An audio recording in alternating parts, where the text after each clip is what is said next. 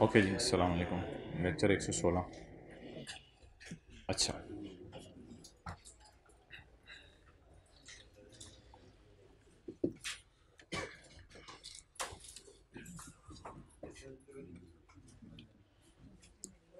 यार ज़रा पॉज करो,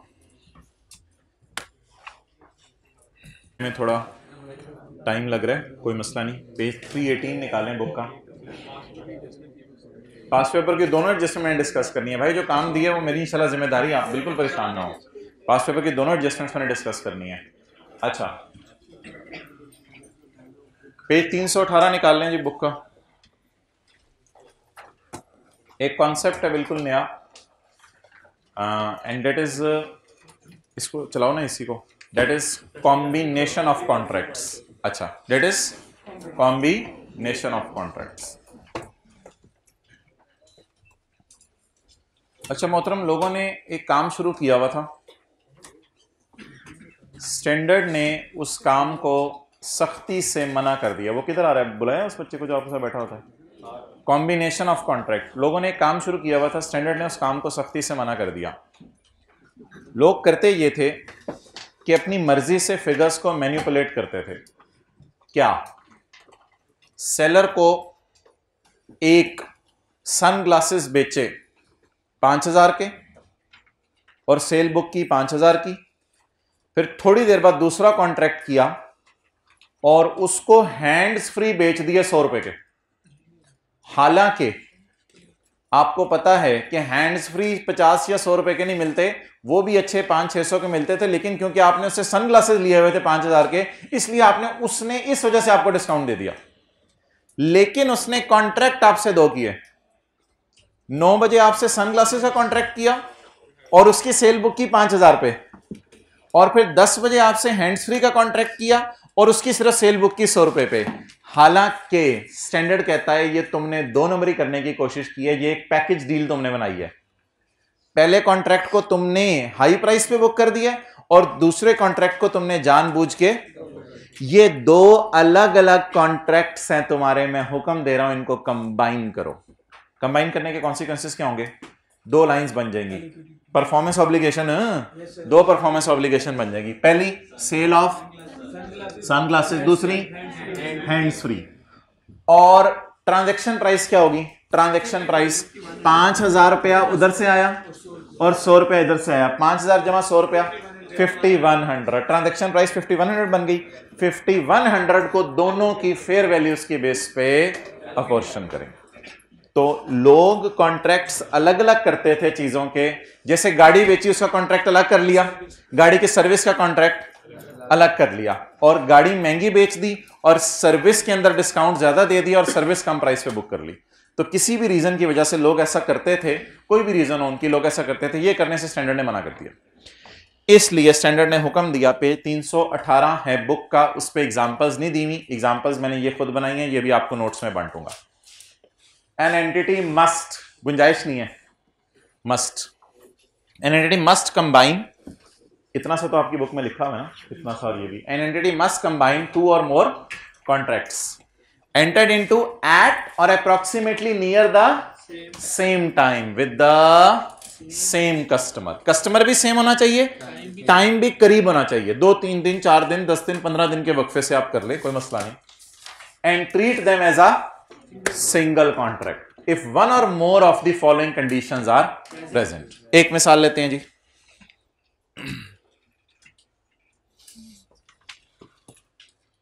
तीसरी की मिसाल देने लगा हूं।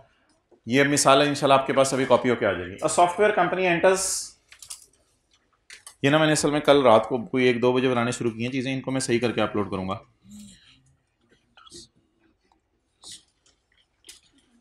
अ software company sold accounting software to customer B. Done. एक सॉफ्टवेयर कंपनी ने क्या क्या बेचा जी? सॉफ्टवेयर कस्टमर बी को। 3 days लेटर, एक कॉन्ट्रैक्ट हमारा हो गया। 3 days later, in a separate contract, S agrees to provide consulting services to significantly customize the software in B's IT environment। अब वो ऐसे सर्विसेज देंगे कि उनका जो सॉफ्टवेयर है उसकी स्पेशल कस्टमाइजेशन है या नॉर्मल इंस्टॉलेशन है? स्पेशल कस्टमाइजेशन है। अब स्टैंडर्ड कहता है कि हो सकता है ये आपने सेल किया हो 10,000 का और इसमें आपने लिखा हो 500 रुपए, तो ये आप झूठ बोल रहे हो। असल में ये 500 रुपए पे आपने क्यों करके दिया होगा काम उसको, क्योंकि पहले आपने ये काम उसे करके दिया है। तो आप बता दें ये तकरीबन सेम टाइम पे हो रहे हैं कॉन्ट्रैक्ट्स, 3 दिन के वक्फे से, सेम कस्टमर से हो रहे हैं, सेम टाइम पे हो रहे हैं, सेम कस्टमर से हो रहे हैं, तो स्टैंडर्ड कहते हैं इन दोनों कॉन्ट्रैक्ट्स को क्या कर दो, combine. Conclusion, S determine that, अब एस का अगर अच्छा अकाउंटेंट है, समझिए एस का अच्छा अकाउंटेंट है, एस के अच्छे अकाउंटेंट को क्या करना चाहिए, that two contracts should be combined because they were entered into at, असूली तौर पे तो मैंने जो आपको इतने सवाल कराए हैं ना, उनमें एक ही कॉन्ट्रैक्ट होता था, एक ही कॉन्ट्रैक्ट होता था। 12 जनवरी को भाईजान सॉफ्टवेयर भी दे दो और इंस्टॉल भी कर दो, और इंस्टॉलेशन कस्टमाइज्ड होनी चाहिए, एक ही होता था। लेकिन ये जो आज मैं सवाल करा रहा हूं, 12 को अलग कॉन्ट्रैक्ट किया हमने साइन, और 3 दिन बाद अगला कॉन्ट्रैक्ट साइन किया 15 को, तो स्टैंडर्ड कहते हैं आप लोग मूंगी मार रहे हो, पता नहीं क्या कर रहे हो। तो इन दोनों को क्या करो, कंबाइन। द गुड्स और services promised in the contract are a single performance obligation. Single क्यों है, याद आ रहा है, हाईली स्पेशलाइज जो इंस्टॉलेशन होती है वो तो इनपुट ऐसी बनती है कि इस आउटपुट को मॉडिफाई कर देती है, तो इस वजह से इनको सिंगल परफॉर्मेंस ऑब्लिगेशन लो। आप झूठ बोल रहे हो कि मेरे 2 वादे हैं, 2 कॉन्ट्रैक्ट 2 वादे, झूठ। 2 कॉन्ट्रैक्ट कंबाइन करो, इट इज सिंगल वादा, ये आपका सिंगल वादा है। Done. S determines that 2 contracts should be combined because they were entered into at or nearly the same time with the same customer, and the goods or services in the contract are a single performance obligation। इन दोनों को मिलाओ। एक और मिसाल पढ़ें, concept आपको समझ आ गया। कॉन्ट्रैक्ट की प्राइस 10,500 होगी। Developer D enters into a contract to sell a security system to PTCL Karachi office। Done। 3 days later, in a separate contract, D enters into a contract to sell the same system to PTCL Lahore office। Same से राज ये नहीं, वही वाला system, वो वाला system Karachi वालों को बेच देंगे, और उसी जैसा सिस्टम आप किसको बेचना है। अब मेरे ख्याल से शायद हुआ ये होगा कि कराची वाली डील 1 लाख पे फाइनल हुई होगी, लाहौर वाली डील 40,000 पे फाइनल होगी, हालांकि चीज वही है। अब आप ये वाली सेल लाख पे बुक कर रहे होगे और ये वाली सेल 40,000 पे बुक कर रहे होगे, क्या करना है। मेरे लैपटॉप का चार्जर है, लगाना है, अच्छा सबर कर दो, भी इनको दे दो। आप बताएं, during negotiation D agrees to sell the system at a deep discount if both offices purchase the system. मैं तुम्हें डीप डिस्काउंट दे देता हूं। अब मुआहदे कितने हो गए, मुआहदा नंबर 1 किसके ऊपर, लाख रुपए के ऊपर, मुआहदा नंबर 2, अब ये आप झूठ बोल रहे हो। अब आप क्या करो, अब ये तो 2 सेपरेट परफॉर्मेंस ऑब्लिगेशन है, ये सिंगल परफॉर्मेंस ऑब्लिगेशन नहीं है, ये 2 सेपरेट परफॉर्मेंस ऑब्लिगेशन। क्यों, क्या लाहौर के अंदर जो सिक्योरिटी सिस्टम और कराची के अंदर सिक्योरिटी सिस्टम लगा हुआ है, क्या ये मिक्स होकर कोई नया सिस्टम बन जाएगा। तो ये अल्लाह का शुक्र है सेपरेट वादे हैं, लेकिन negotiated as a package, package के तौर पे लिए ना। क्यों, वो अगर मैं इनके पास जाऊं और पीटीसीएल लाहौर वाले ना जाएं तो ये मुझे भी 40,000 का दे देंगे। बोले बोले बोले मुझे तो कितने का देंगे, लाख का दे देंगे। लेकिन कराची ऑफिस वाले पहले गए, उन्हें लाख का लगा के दिया, इसको कितने का लगा के दिया, 40,000 का। अब करेंगे क्या पेपर में, लाहौर ऑफिस वाला और कराची ऑफिस वाला इधर लिख के, मेरे ख्याल से लाख जमा 40 ट्रांजेक्शन प्राइस 140 आ जाएगी, और इनकी स्टैंड लॉन प्राइस शायद लाख ही लिख लीजिएगा, मेरे ख्याल से stand alone selling price lakh लिख लीजिएगा और फिर एलोकेशन कर दीजिएगा, क्योंकि these are done as a negotiated as a package. इसकी कई मिसालें हो सकती हैं। सुबह सुबह आप गए मैरिज हॉल में, भाईजान मेरी शादी है, खाने का इंतजाम आपने करना है, चलें ठीक है जी, 2 लाख रुपए में खाने का इंतजाम हम कर देंगे। उधर ही शाम को गए, भाई स्टेज भी आपने ही सजाना है। उन्होंने कहा यार खाना आपने हमारे से किया तो स्टेज फिर आपको 10,000 का सजा देंगे। कोई नहीं, चलो मजे करो, स्टेज 10,000 का सजा देंगे। अब it is negotiated as a package with a single commercial objective. अब ये 2 वादे तो हैं, लेकिन आपने इन दोनों कॉन्ट्रैक्ट्स को अलग करना है। दोनों कॉन्ट्रैक्ट्स को अलग करके कॉन्ट्रैक्ट कितना बना देने, 1। लेकिन ऑब्वियसली ये ट्रांजैक्शन ऐसी है कि इसमें सेपरेट परफॉर्मेंस ऑब्लिगेशन है। खाना खिलाना अलग परफॉर्मेंस ऑब्लिगेशन होगी और स्टेज से जाना अलग परफॉर्मेंस ऑब्लिगेशन होगी। तो कंक्लूजन क्या निकला जी, D concludes that 2 contracts should be combined because the contracts were entered into at nearly the same time and the contracts were negotiated as a single commercial package. एक ही package में आपने दोनों को डील करें। कॉन्ट्रैक्ट कंबाइन होगा, obligations दो होंगी। ऑब्लिगेशन तो डिपेंड करता है ना वो डिस्टिंक्ट वाली बात के ऊपर, ऑब्लिगेशन तो डिपेंड करता है डिस्टिंक्ट वाली बात के ऊपर। तो ऑब्लिगेशन कितनी होंगी वो अलग बात है, कॉन्ट्रैक्ट दोनों कंबाइन हो जाएंगे ये अलग बात है। मैं जरा आपको रिपीट कराता हूं बात, समझना मेरी बात दोबारा। 4 जनवरी को मैंने कहा ₹1,00,000 का सॉफ्टवेयर दे दो, और 5 जनवरी को मैंने कहा इसको मेरे सिस्टम में आके इंटीग्रेट कर दो, ये ₹2,000 में। अब ये दो परफॉर्मेंस ऑब्लिगेशंस नहीं है, क्योंकि ये हाईली कस्टमाइज्ड इंटीग्रेशन है।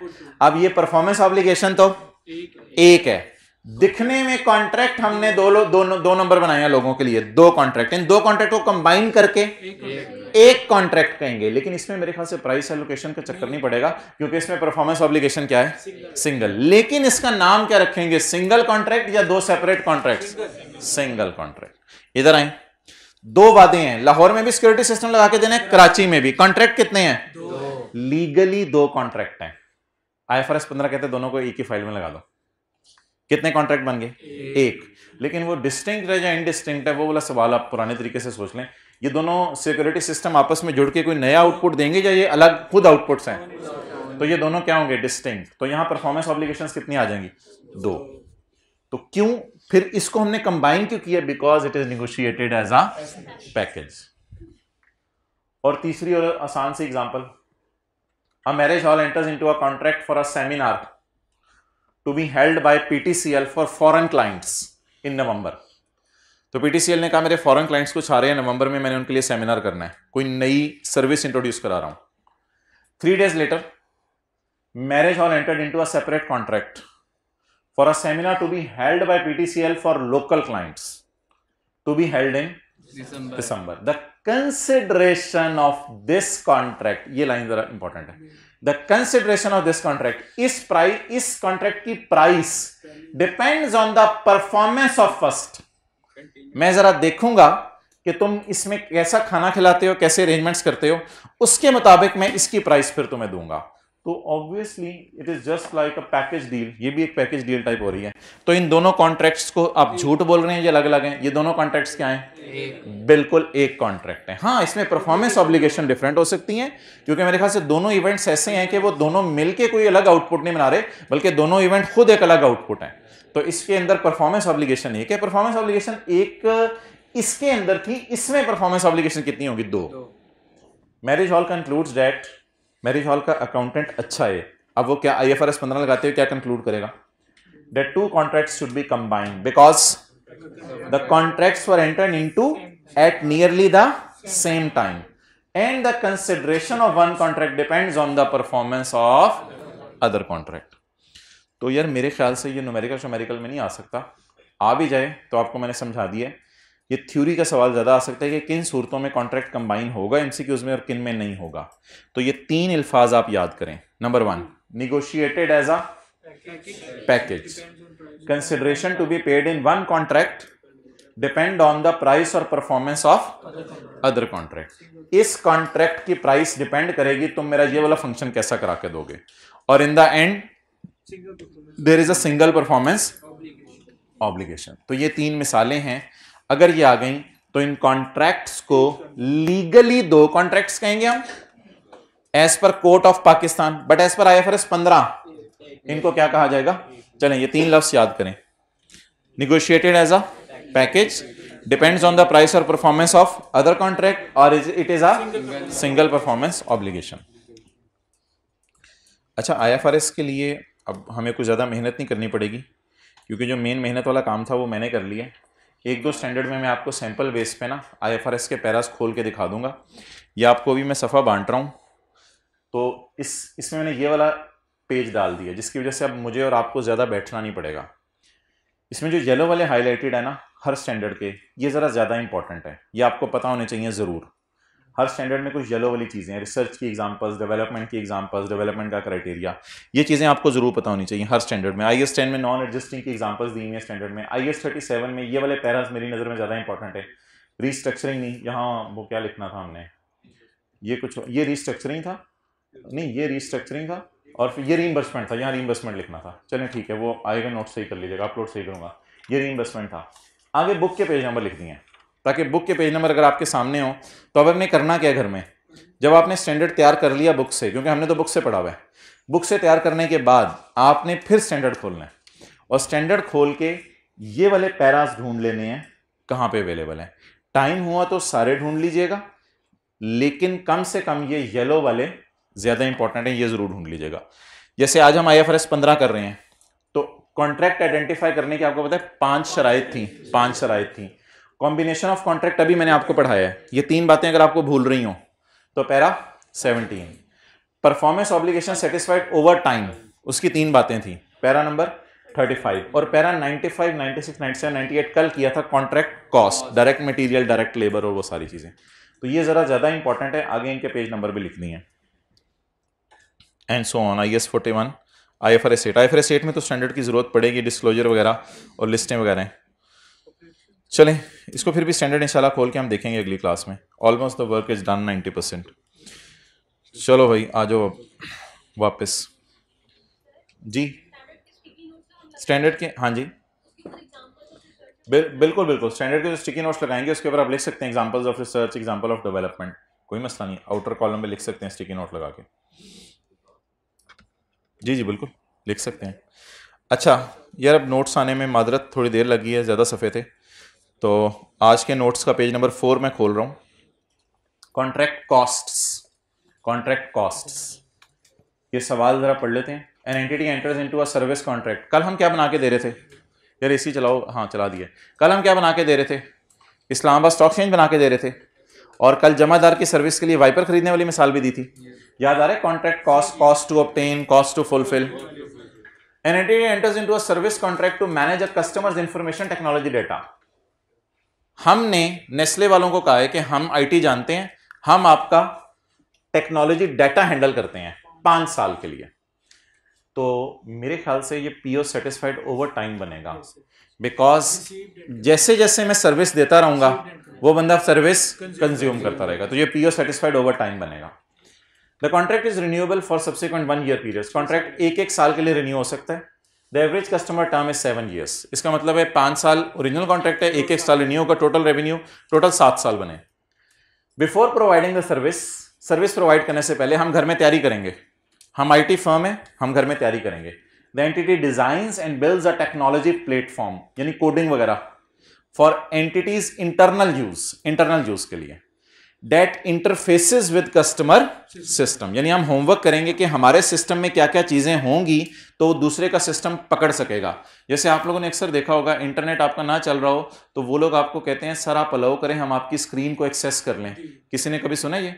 तो वो अपने उधर सर्विस प्रोवाइडर इंटरनेट वाले बैठ के हमारे कंप्यूटर की स्क्रीन को एक्सेस कर रहे होते हैं। तो ये हमने कोई इंटीग्रेशन करने की कोशिश की है इस प्लेटफॉर्म के जरिए। The platform is not transfer to customer, ये हमने कोई टेक्नोलॉजी उनको ट्रांसफर नहीं की, but will be use to deliver service to the customer.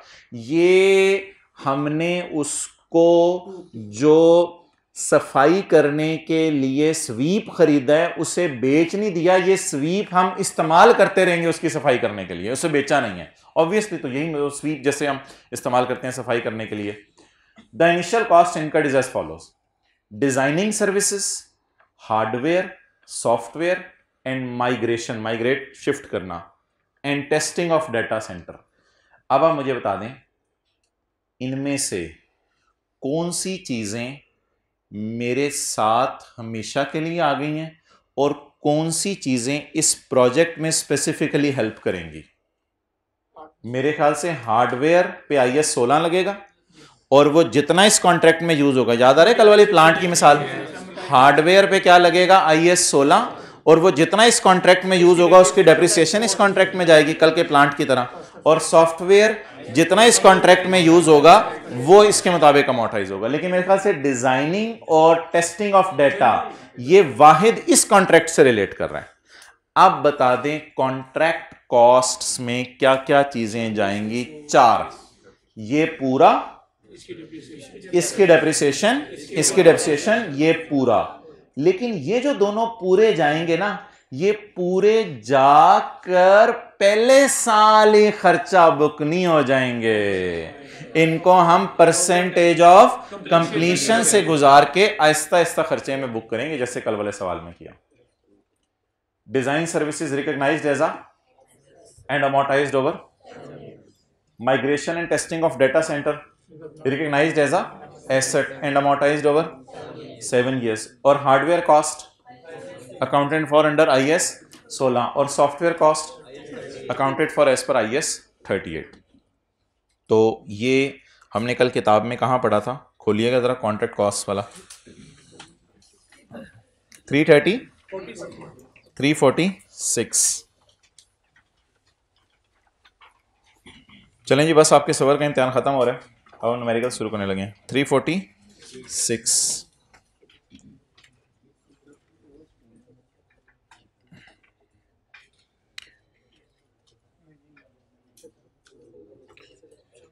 अच्छा जी, कॉस्ट टू ऑब्टेन में क्या थी, थोड़ी डिस्कशन मुझे बता दें। अगर मैं ऑब्टेन कर लेता हूं और बाद में स्टाफ को कमीशन या बोनस देता हूं, अगर विन कर लेता हूं कॉन्ट्रैक्ट, तो उसको क्या करना है, कैपिटलाइज। और इसके अलावा मेरी ट्रेवलिंग का खर्चा भी कैपिटलाइज हो सकता है अगर मैंने कस्टमर से कह दिया है कि तुमने मुझे ये पैसे देने हैं। लेकिन एक सूरत में कमीशन वगैरह और बोनस वगैरह जो विन करने पे मैंने स्टाफ को दिए हैं वो भी एक्सपेंस में जाने, वो किसी को याद हो कब, अगर less than 1 year. Okay, cost to fulfil contract में हमने क्या पढ़ा था कि मटेरियल, लेबर और सब कॉन्ट्रैक्टर के पैसे वगैरह कैपिटलाइज होंगे, जनरल एडमिन, वेस्टेड मटेरियल और पुरानी ऑब्लिगेशन को सेटिस्फाई कर दी हुई है उसकी रिपेयर वगैरह करने के लिए जो पैसे हैं वो कहां जाएंगे, एक्सपेंस में जाएंगे। क्लियर? ओके, तो इसके लिए 2 पैराज इंपॉर्टेंट होंगे ज्यादा, 97 और 98। असल में ये जो चीजें हैं ना, क्या कहते हैं, ये जो डिजाइनिंग की है और माइग्रेशन ऑफ डाटा, ये सारा, या हमने सफाई करने के लिए स्वीप खरीदे हैं, इन चीजों में, या ईंट बजरी सीमेंट खरीदा है, इन चीजों में 3 कैरेक्टरिस्टिक्स पाई जाती हैं। क्या? These cost relate directly to the contract, these cost generate resources of seller. Seller जितना स्वीप खरीदता रहेगा उतने रिसोर्सेज बढ़ते रहेंगे, सेलर जितनी ईंटें खरीदता रहेगा उसके अपने रिसोर्सेज बढ़ते रहेंगे, सेलर जितना डिजाइनिंग और माइग्रेशन डाटा करता रहेगा उसकी पावर बढ़ती रहेगी और उसके लिए काम करना आसान होगा। तो ये चीजें हम डायरेक्ट मटेरियल, डायरेक्ट लेबर वगैरह में क्या कैरेक्टरिस्टिक्स होती हैं जिनको कैपिटलाइज किया जाता है। समझ आई बात? डायरेक्ट लेबर और डायरेक्ट मटेरियल, तुम्हारे में क्या खसूसियत है कि तुम्हें कैपिटलाइज किया जा रहा है और इनको, तो भाईजान इन चीजों में ये कैरेक्टरिस्टिक्स हैं। क्या ये लोग ये चीजें इस कॉन्ट्रैक्ट के लिए हैं, ये चीजें एंटिटी के रिसोर्सेज को इनहेंस कर रही हैं, और ये चीजें तो हम कस्टमर से ले ही लेंगे बिल में डाल के, वो टेंशन की जरूरत नहीं है। Cost is expected to be recovered from customer, और कस्टमर से हम बिल में डाल के ये चीजें ले लेंगे। तो एक कोई लाइन जरा अंडरलाइन कर लें, शुरू से मैं पढ़ा हूं। If cost incurred in fulfilling a contract are not within the scope of other standard. याद है कल प्लांट वाली बात, उस पर अदर स्टैंडर्ड लगा था और उसको हमने एसेट बनाया था, सिर्फ उसकी डेफिनेशन को डाला था हमने, और IS 38 आज जो दिखाया आपको सवाल, entity shall record an asset from costs incurred to fulfill only if these meet the following। these से मुराद है ये वाली, those costs से मुराद है पैरा 97 वाली। पैरा 97 वाली चीजें अगर ये 3 शर्तें पूरी करें तो इन्हें कैपिटलाइज करना है, अगर पैरा 97 वाली चीजें ये शर्तें पूरी ना करें तो इनको कैपिटलाइज नहीं करना। क्लियर? चलो अब्दुल्ला नोट्स बांट दो, यहां लिखें पैरा 97, यहां छोटा सा लिखें पैरा 97 वाली चीजों को ये शराइत पूरी करनी चाहिए।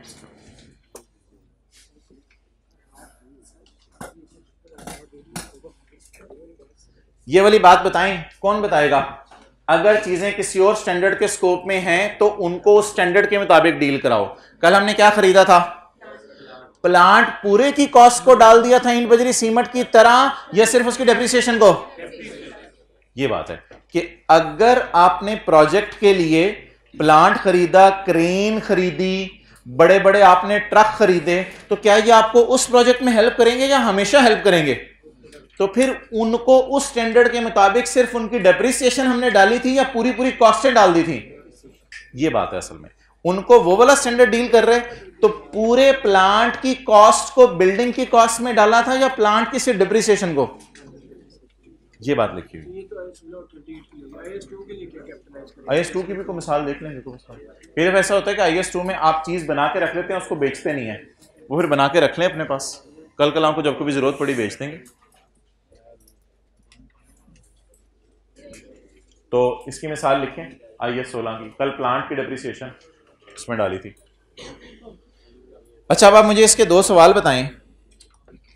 एक आज के नोट्स में सवाल है, लेक्चर कौन सा है? 116। डेटा माइग्रेशन वाला कौन सी एग्जांपल है? एग्जांपल नंबर 3 है ना, डेटा माइग्रेशन वाली एग्जांपल नंबर 3। और कल हमने एक सवाल किया था, पेज नंबर पता नहीं कौन सा, लेक्चर नोट्स का 700 पता नहीं कौन सा, 719, क्वेश्चन नंबर 718। एक फुलफिल वाला था और एक ऑब्टेन वाला था। मैं फुलफिल वाला पूछ रहा हूं। Page number 718, question 719। ये दो सवाल हैं। क्या चीज? एक भाई कह रहे हैं कि जो प्रिंट आउट आया उस पर हाईलाइटिंग नहीं हुई हुई, तो ऑब्वियसली प्रिंट में हाईलाइटिंग आप एक्सपेक्ट ना करें। अच्छा, कोई मसला नहीं, हाईलाइटिंग नहीं हुई, मैं वेबसाइट पे अपलोड कर दूंगा, आप खुद हाईलाइट कर लीजिएगा। ये सारी चीज़ें अपलोड तो हो ही रही हैं, तो IFRS पैरास हाईलाइट कर लीजिएगा। जी अब्दुल्ला, नोट्स इस रो में दे दें, वो मैं दूंगा आज इंशाल्लाह। अच्छा चलें जरा, आज के नोट्स आपके हाथ में हैं। इसमें मुझे बताएं, हमने कॉम्बिनेशन ऑफ कॉन्ट्रैक्ट्स कर लिया? कॉम्बिनेशन ऑफ कॉन्ट्रैक्ट्स अभी हमने किया है, ये टेक कर लें आज के नोट्स में, पहला सफ़ा कॉम्बिनेशन ऑफ कॉन्ट्रैक्ट्स। अगला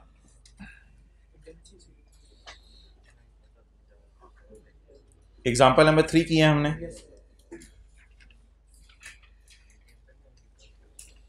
इसके बाद एग्जाम्पल तो नहीं की हमने, पेज नंबर 8 की है। इसमें हमने क्या गलती सही की थी? ये वाला लफ्ज काटा है, एंटर्स। पेज नंबर आज के नोट्स का 8, ऑनलाइन में सही अपलोड होगा, एंटर्स।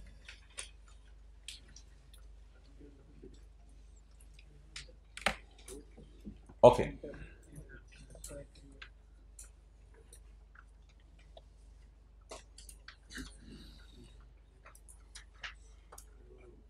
एग्जाम्पल नंबर 4 और 5 भी कर लें, फिर मैं न्यूमेरिकल शुरू कराता हूँ। Page number 4। अच्छा जी, ये आपने सोल्यूशन नहीं पढ़ना, ये मैं सवाल पढ़ रहा हूँ। कल आपको याद हो कि performance obligation satisfied over time कब समझी जाएगी? जब 3 शराइत पूरी हो रही हो या 3 में से कोई एक। अगर सेलर सर्विस दे रहे और साथ साथ बायर उसे कंज्यूम कर रहा है, तो ये भी परफॉर्मेंस ऑब्लिगेशन फौरन सेटिस्फाई हो रही है या आहिस्ता आहिस्ता? दूसरी मिसाल, सेलर हमारे घर आके अलमारी बना के दे रहे हैं, हमारे लैंड पे आके हमें घर बना के दे रहे हैं, हमारे घर आके हमें काम करके दे रहे हैं, तो ऐसे में भी परफॉर्मेंस ऑब्लिगेशन कैसे सेटिस्फाई हो रही है? Aahista Aahista, over time. तीसरी मिसाल थोड़ी सी मजे की थी, उसमें यह था कि सेलर अपनी ही दुकान पे फर्नीचर बनाएगा, सेलर अपनी ही दुकान पे फर्नीचर बनाएगा, लेकिन दो चीजें होंगी।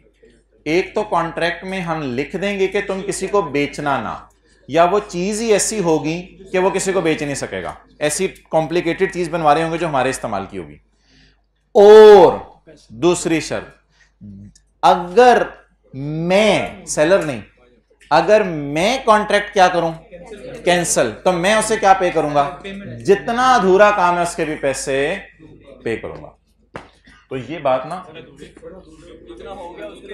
यानी कि जितना हो गया, सॉरी अधूरा नहीं, जितना हो गया, जहां तक हो गया।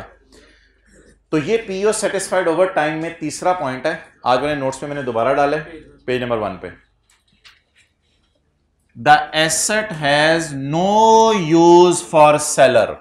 मैं जो फर्नीचर बना रहा हूं उसका सेलर के लिए कोई यूज नहीं है। अगर seller is restricted contractually by buyer not to sell to, और it is not practicable for seller to sell this furniture to someone else because of its specialized, example given machine for Honda, shut light for someone, और दूसरी शर्त, and the entity has a right of payment work done, seller को जितना काम मुझे करके दे दे उस पे उसका क्या होना चाहिए, हक होना चाहिए। डन। अब इस कॉन्सेप्ट की आज हमने एग्जांपल्स करनी है। इसमें से 4 और 5 आप कर चुके हैं पहले ही, सिर्फ पढ़ लें। एक एंटिटी है, हेल्थ क्लब चलाती है, जिम, हेल्थ क्लब आजकल नाम रखा है उसका, लोग चले जाते हैं। Enters into a contract with a customer for 1 year of access to any of its health clubs. Health club इसके 4-5 होंगे डिफेंस में, गुलबर्ग में, कहते हैं जहां भी तुम गए हो उधर ही हेल्थ क्लब में घुस जाया करो। कस्टमर ने वादा किया मैं तुम्हें 15,000 दूंगा पर महीने, और साल में 1,80,000। How the revenue should be recorded to this single performance obligation. ये सिंगल वादा है लेकिन सेटिस्फाई हो रहे ओवर टाइम या at a point in time, आपने बताना है ओवर टाइम। क्यों? जैसे जैसे वो मुझे सर्विस देता रहेगा वैसे वैसे मेरी सर्विस कंज्यूम होती रहेगी। The customer simultaneously receive and consume, बस ये बात थी। The customer simultaneously receive and consume the benefit of entity's performance as it is performed by making health club available. वो हेल्थ क्लब अवेलेबल कर रहे हैं, मेरी बॉडी बन रही है, consequently the entity's performance is satisfied. अच्छा, इसका रेवेन्यू कैसे बुक करें? जितने मसल बने हमारे, इसका बेहतर है बस हर महीने 15-15 हज़ार रेवेन्यू डाल दें, और क्या इसमें साइंस खिचड़ी बनानी है? तो स्ट्रेट लाइन पे करें। The best measure of percentage is time based measure, and record revenue हर महीने 15,000 का कर लें, बस और क्या करना है। अगर साल का आपको दे दे 180, उसे डिवाइड करते हैं 12 पे, 15,000 हर महीने रेवेन्यू बुक कर लें। तो अगर पेपर में सवाल आए किसी बंदे ने एनुअल सब्सक्रिप्शन जमा कराई है क्लब को, तो कैसे रेवेन्यू बुक करें? तो बेहतर है percentage of completion time base पे निकाल लें।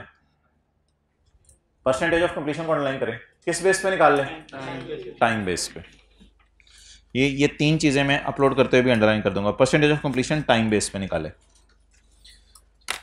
अगला पढ़ेंगे, ये भी सवाल यही है, ओवर टाइम या at a point in time. An entity enters into a contract to provide monthly payroll processing services to a customer। हर महीने तुम्हारी तनख्वाहें मुलाजमीन की मैं निकाल दिया करूंगा, क्योंकि तुम 400 तो तुम्हारे एम्प्लॉइज हैं। To a customer for 1 year, the promised payroll processing services are accounted for as a single वादा। ये सिंगल वादा है मेरा आपसे, यानी कि सिंगल परफॉर्मेंस ऑब्लिगेशन सेटिस्फाई हो रही है ओवर टाइम या at a point in time. सोच के बताएं, पेरोल सर्विसेज की नेचर सोचे ना, जैसे जैसे वो तनख्वाहों की कैलकुलेशन करके देता रहेगा वैसे वैसे हम तनख्वाहें लोगों को देते रहेंगे। तो वही वाली English, it is a performance obligation satisfied, reason is simultaneously receive and, और इसकी भी बेस्ट मेजर क्या है? टाइम बेस कर लें। अगर साल के 1,20,000 हैं तो महीने का रेवेन्यू 10,000। तैयार है? तैयार है? सवाल आ गया भाईजान। बिस्मिल्लाहिर्रहमानिर्रहीम। An entity is developing a multi-unit residential complex। Furniture वाली एग्जांपल ज़हन में रखनी है आपने। An entity is developing a multi-unit residential complex। A customer enters into a binding sales contract, यानी कि नॉन कैंसिलेबल जो भी समझ लो। A customer enters into a binding sales contract, sign वगैरह हुए हैं, with the entity for a specified unit that is under construction। यार ये जो लोग एंटिटीज़ होती हैं मल्टी यूनिट रेजिडेंशियल कॉम्प्लेक्सेस बना रहे होते हैं, कराची में अक्सर फ्लैट्स बने होते हैं, तो ये एंटिटीज़ हमारे घर आके चीज़ बना के देती हैं या खुद से बना के दे रही होती हैं? हमें खुद से बना के दे रही होती हैं। तो इसमें मेरे ख्याल से अगर मैं किसी से घर बनवा रहा हूँ तो ये कोई उस टाइप की तो चीज़ नहीं है, जैसे जैसे वो बना के दे रहा है वैसे वैसे मैं इस्तेमाल करता जा रहा हूँ। रहूँगा तो मैं बाद में जब कभी बनेगा। तो पहली शर्त पूरी। दूसरी शर्त मुझे ये बताएं कि एंटिटी डेवलप कर रही है मल्टी यूनिट रेजिडेंशियल कॉम्प्लेक्स, उसमें से मैंने एक घर लेना है, तो क्या ये मैंने उसको अपनी लैंड दे के घर बनवा रहा हूं कि जैसे जैसे वो एसेट क्रिएट होता जाएगा वैसे वैसे वो मेरा बनता रहेगा? तो ये दूसरा वाला सिनेरियो भी। तीसरे सिनेरियो में हमने पढ़ा था वो खुद ही हमें कोई चीज बना के दे रहे हैं अपनी तरफ से, तो मुझे तो ये वो वाला लग रहा है, तीसरा वाला। An entity is developing a residential complex एक कस्टमर, मैं गया उसके पास, उसके तो बड़े बड़े प्रोजेक्ट हैं, मैं गया उसके पास, मैंने कहा यार मुझे 1 यूनिट इसमें से चाहिए, तो वो मेरे घर आके बना के देगा या अपनी ही लैंड पे बना के देगा मुझे? तो इसका मतलब ये तीसरा वाला सिनेरियो है। अब full stop. Each unit has a similar floor plan, जितने भी घर बनने हैं सबका फ्लोर प्लान सेम है, यानी 5 मरले का बनेगा, and is of similar size, लेकिन दूसरे एट्रीब्यूट्स थोड़े चेंज हैं। लोकेशन, कोई फेसिंग टुवर्ड्स मशरिक होगा, कोई मगरिब होगा, कहीं से समंदर नजर आ रहा होगा, कहीं से बाजार नजर आ रहे होंगे, हल्के फुल्के एट्रीब्यूट्स इसके चेंज है। Next, the contract Inception is 1 January 2008, the price of 1 unit is 30 lakh, 30 lakh का उसने मुझे 5 मरले का घर बना के देना है। The expected date of completion and possession is 2 साल, और 2 साल में वो मुझे घर बना के दे देगा। अब यहां पे रुकें, 100% वही एग्जांपल समझें। 1 जनवरी 2008 को मैं गया फर्नीचर वाले के पास, मैंने उससे कहा मेरी 2 साल बाद शादी है, तुम मुझे 2 साल के अंदर अंदर आला किस्म का बेड बना दो, जो बाइडन जिस पे लेटता है उस टाइप का कोई बेड बना के दो मुझे। उसने कहा 30 लाख का मड़ा तुझे मैं बना दूंगा, टेंशन ना ले, तो ये 30 लाख का इंशाल्लाह मैं बेड बना दूंगा, 2 साल मुझे लगेंगे बनाने में। वो अपने प्रेमिसेस में बनाएगा, मेरे घर नहीं आ रहा। द सेलर, फर्नीचर बेचने वाला या बिल्डर, उसका ईयर एंड है 31 दिसंबर।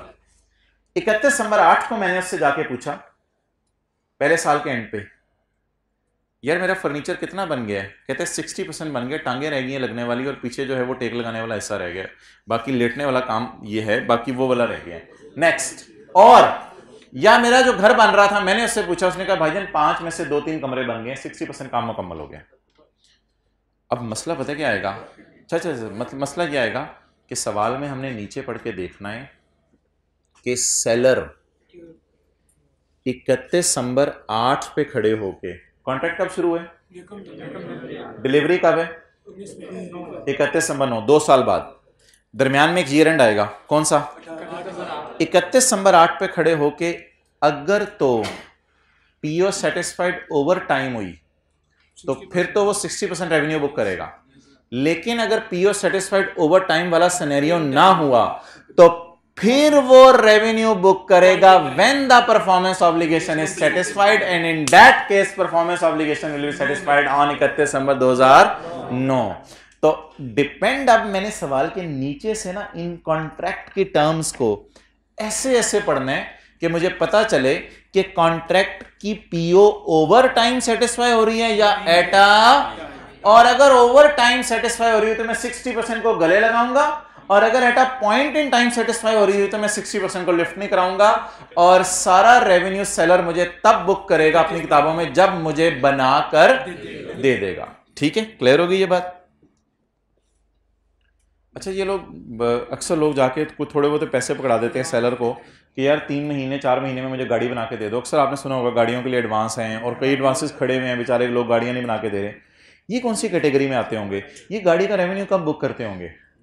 इधर भी तीनों शराइत नहीं, इधर तीनों शराइत आमतौर पे पूरी नहीं होती, इधर तीनों शराइत पूरी नहीं होती। कैसे? पहली शर्त, जैसे जैसे गाड़ी बना रहे हैं वैसे वैसे आप गाड़ी को खा रहे हैं, कंज्यूम तो नहीं कर रहे। दूसरी शर्त, वो आपके प्रेमिसेस में आके गाड़ी बना के देते जा रहे हैं, गियर लग गए, चलो भाई ये लग गया, चलो भाई स्टीयरिंग लग गया, चलो भाई हैंड ब्रेक लग गई, जैसे जैसे बनती जा रही है मेरी बनती जा रही है, नहीं। तीसरी बात, मेरा नहीं ख्याल कॉन्ट्रैक्ट में आप ये लिखवाते हैं कि ये गाड़ी किसी को ना बेचना, या गाड़ी कोई स्पेशलाइज नेचर की चीज़ है, और अगर ये लिखवा भी दें शायद, तो मेरे ख्याल से गाड़ियों में ऐसे नहीं होता कि यार तेरी जितनी अद्दी पिचद्दी गाड़ी तूने बना दी ना, उसके पैसे लेने का तेरा हक होगा, फिर मैंने इस गाड़ी का क्या करना है, मैं खुद तो नहीं बना सकूंगा। तो मेरे ख्याल से गाड़ियां जो बेचने रेवेन्यू कब बुक करते होंगे? Eight a point in time. आप चाहे 6 महीने लगे गाड़ी बनने में, चाहे 2 साल लगे गाड़ी बनने पे, वो रेवेन्यू कब बुक करेंगे? At a point in time. क्योंकि 3 शर्तों का जवाब क्या आ गया? No. The customer pays a 10% deposit. Advance देने से कोई फर्क नहीं पड़ता। The customer pays a 10% deposit on 2 जनवरी 2008। 2 जनवरी 2008 को आपने 3 लाख रुपया दे दिया, समझ रहे हैं? 30 लाख में से कितना दे दिया? 3 लाख रुपया, विच इज रिफंडेबल ऑनली, ये तुम्हें हम रिफंड कर देंगे if the seller fails to complete the construction. अगर मैं घर ना बना के दे सका, या मैं वो सोफे ना बना के दे सका, तो ये पैसे तुम्हारे अमानत है, मेरे से आके लेके चले जाना। The remainder of the contract price 27 lakh. हाँ, 27 lakh is payable on completion of when the customer obtains. The 27 lakh is payable on completion of contract. इसका मतलब है अगर बीच में चीज बननी खत्म हो जाए तो तुम्हें पैसे हम नहीं देंगे। ये बात है जिसकी वजह से आपकी तीसरी वाली कंडीशन में दूसरी वाली बात पूरी नहीं हो रही। The entity has right of payment for work done to date. Entity का राइट है पैसे लेने का जितना काम हो गया।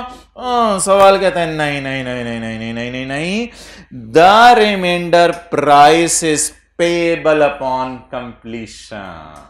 रिमाइंडर प्राइस का पेएबल है अपॉन कंप्लीशन। तो इसको भी मैं अंडरलाइन कर दूंगा अपलोड करते हुए। When the customer obtains physical possession of the unit। नीचे ऐसी उसने एक बात लिख दी, अगर कस्टमर ने डिफॉल्ट कर दिया before completion of the unit, सोचे क्या होगा अगर कस्टमर ने डिफॉल्ट कर दिया before completion of unit. Customer आप किसी दिन आगे कह दें यार मुझे ये फर्नीचर नहीं चाहिए, मैं अभी शादी नहीं कर रहा, तो वो पैसे जो आपने एडवांस दिए हुए हैं वो शायद मेरे ख्याल से दुकानदार रख लेगा अपने पास, इस तरह कुछ लिखा होगा। The entity also has the right to retain the deposit. सिर्फ डिपॉजिट रखेगा ऐसा तो, हाँ डिपॉजिट कितने, सिर्फ 3 लाख रुपए, बस 3 लाख रुपए दुकानदार आपका जब्त कर लेगा और कुछ भी नहीं होगा। अच्छा ऐसा तो नहीं लिखा हुआ कॉन्ट्रैक्ट के अंदर कहीं कि सेलर का राइट है पैसे लेने का जितना काम कर दे, ये लिखा हुआ है, या सेलर पूरा काम करके पैसे लेने का हक रखता है। अच्छा अब मोहतरम इस लाइन की बुनियाद पर डिसाइड करें कि PO is satisfied over time or a point in time, in time. इसका मतलब क्या है, रेवेन्यू क्रेडिट 31 दिसंबर 8 और 31 दिसंबर 9 को होगा, थोड़ा थोड़ा करके परसेंटेज ऑफ कंप्लीशंस वाली कैलकुलेशंस जो कल हमने की थी, या सारा रेवेन्यू क्रेडिट होगा 31 दिसंबर को। अच्छा जी, अब आपने सवाल की रिक्वायरमेंट नहीं पढ़नी, अब आपके सवाल की रिक्वायरमेंट नहीं पढ़नी। अब आप मुझे बताएं जी, इधर देख के फिगर्स याद हैं, 30 लाख और 3 लाख। 1 जनवरी को आप गए और आपने जाके एडवांस पैसे पकड़ाए, 30 लाख या 3 लाख। सेलर क्या एंट्री करेगा, cash debit, contract liability credit. 31 दिसंबर को आप गए और आपने जाके उससे कहा पुत्र कितना काम हो गया, फर्नीचर बन गया। उसने कहा हाँ यार अल्हम्दुलिल्लाह 60% बन गया है, लेकिन सेलर रेवेन्यू बुक नहीं कर सकता because it is not a performance obligation satisfied over time.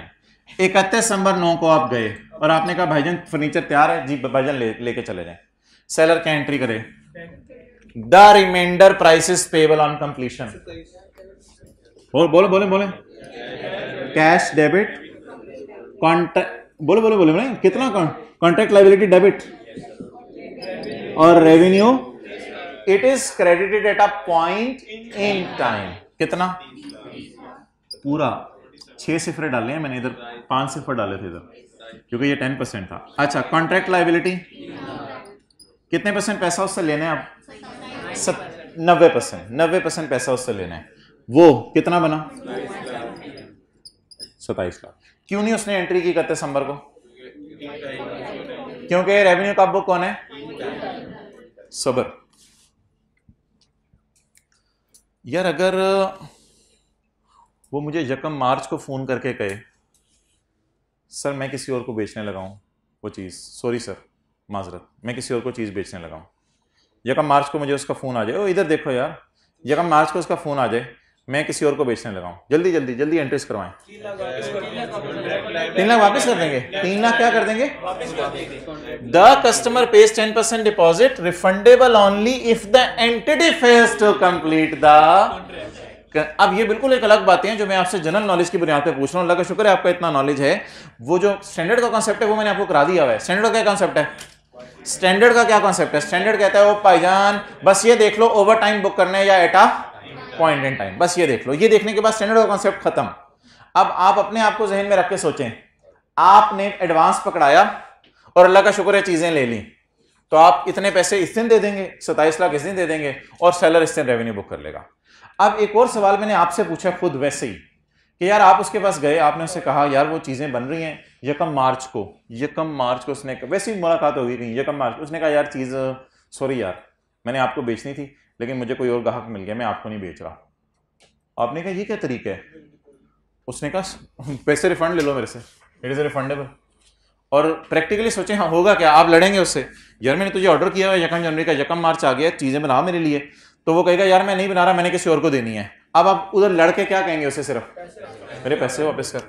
आप बता दें 1 जनवरी 8 को क्या एंट्री हो गई होगी? ये एंट्री हो गई होगी, लेकिन 1 मार्च 2008 को, ओ यार ये एंट्री तो दोबारा करवा देना मुझे, बोले contract liability debit cash credit, मैं उससे पैसे क्या लेके आऊंगा? वापस लेके आऊंगा। कितने रुपए? 3 लाख। डिलीवरी शिलीवरी का फर्क करें। अच्छा एक सिनेरियो ये भी तो बन सकता है कि मैं, वो उधर ना देखें,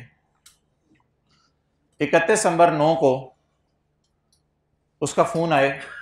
अब आपने ना कुछ स्टैंडर्ड का अकल नहीं लगानी, अपनी अकल लगानी है। 31 दिसंबर को फोन आए, भाईजान चीजें तैयार हैं, सामान तैयार है, लेके चले जाओ। कस्टमर फोन बंद कर दे और कहे मैं नहीं ले रहा, कर लो जो करना है।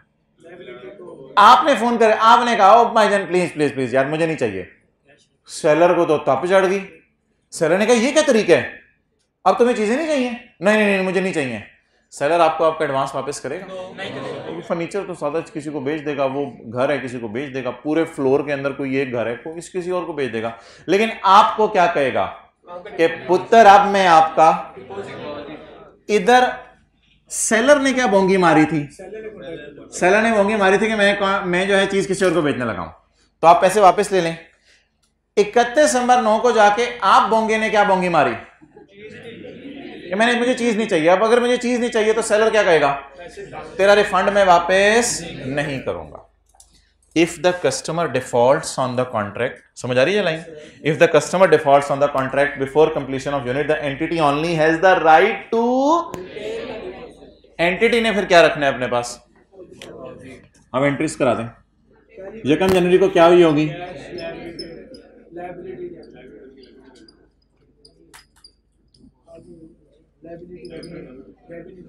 31 दिसंबर 9 को, 31 दिसंबर 9 को अगर ये कॉन्ट्रैक्ट खत्म हो गया, अब लाइबिलिटी डेबिट करके रेवेन्यू क्रेडिट करूं और 30 लाख वाली चीज किसी और को बेच दूं, ये 3 लाख मुफ्त में आ गया।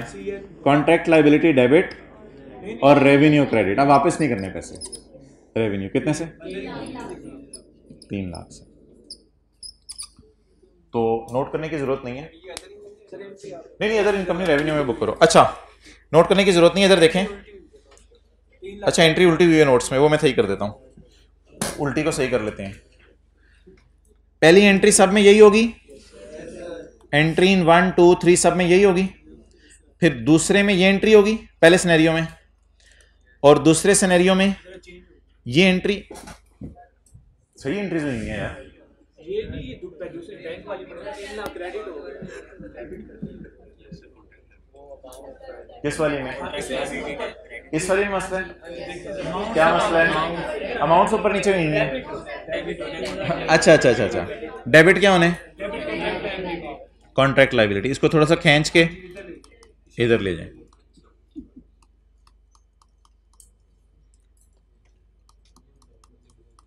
व्हाइट बोर्ड को फॉलो करें, वैसे तो चलें सही कर लें इस एंट्री को। अच्छा और ये एंट्री कब की है हमने? Contract liability debit bank credit, जिस वक्त सेलर ने हमें कह दिया है कि मैं तेरे लिए चीज नहीं बना रहा, मैंने किसी और को दे दिया। और अगर हम एंड पे कह दें हमें चीज नहीं लेनी, तो लायबिलिटी डेबिट और रेवेन्यू क्रेडिट। तो the entity does not has a right to payment for performance completed to date। इसलिए अच्छा यार इस पूरे सवाल पे आपने टेस्ट कैसे करना है कि पीओ सेटिस्फाइड ओवर टाइम है या नहीं। एक प्लाजा है, उसमें आपको उसने घर बना के देना है, क्या वो जैसे जैसे बना के देता रहेगा वैसे वैसे आप घर को इस्तेमाल करते रहेंगे? ये तो घर वाले सिनेरियो में हो नहीं सकता पॉसिबल। दूसरा, क्या वो आपके घर आके कोई चीज बना के दे रहे कि जैसे जैसे बनती रहेगी वैसे वैसे आपकी होती रहेगी? वो अपने ही प्लाजे में आपको बना के दे रहा है। तो दो शर्तें पूरी होनी चाहिए। एक तो वो कॉन्ट्रैक्ट में लिखे कि जितना काम मैंने कर दिया उसके मैं पैसे लूंगा तेरे से, और दूसरी बात क्या लिखे, अब वो किसी और को बेचने नहीं बेचने वाली बात तो सवाल ने लिखी नहीं, लेकिन सवाल ने एक बात तो लिख दी ना, क्या, the entity has no right of payment. बल्कि राइट ऑफ पेमेंट कब बनेगा, जब पूरा हो जाएगा, या अधूरे के भी पैसे देने पड़ेंगे, जब पूरा हो जाएगा। तो सिर्फ एक लाइन थी पूरे सवाल में जिसको मैं कोशिश करूंगा हाईलाइट कर दूं, ये लाइन, जिसकी वजह से मैं तीसरी कंडीशन भी मेरी पूरी नहीं हो रही। तो अब मैं पीओ को सेटिस्फाई करूंगा at a point in time या over time, at a point in time.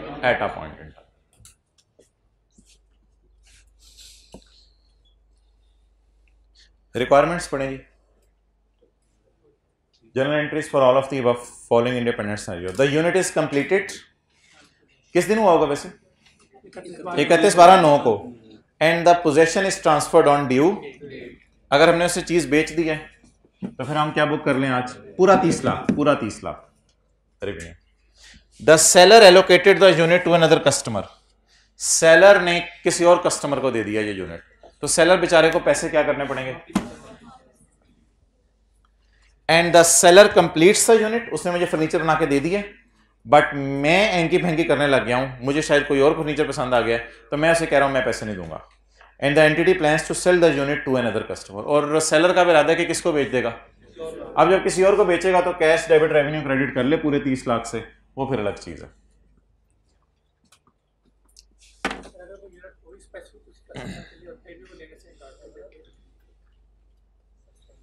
फिर हम कोर्ट में जाके उससे जबरदस्ती कहेंगे कि इसके पे पेमेंट करो, फिर हम उससे पेमेंट करवाएंगे,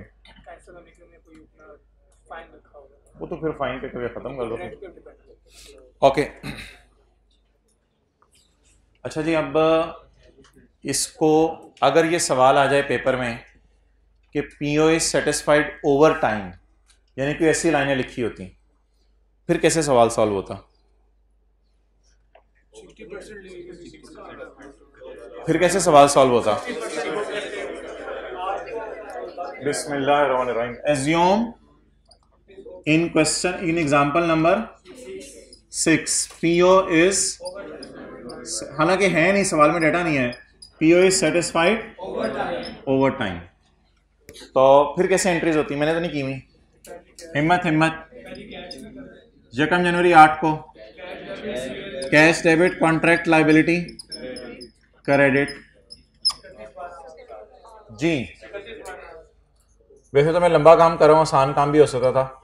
P&L एज ऑन और P&L फॉर द ईयर।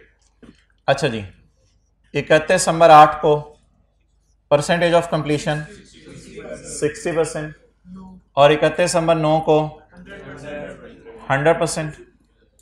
ठीक है जी। Revenue as on, revenue total कितना है, 30 लाख, 30 लाख का 60%, 30 लाख का 60%, 18 लाख, ये सारी कैलकुलेशंस आती हैं वैसे आपको, और 30 लाख का 100%, हाँ 30 लाख। लेकिन फॉर द ईयर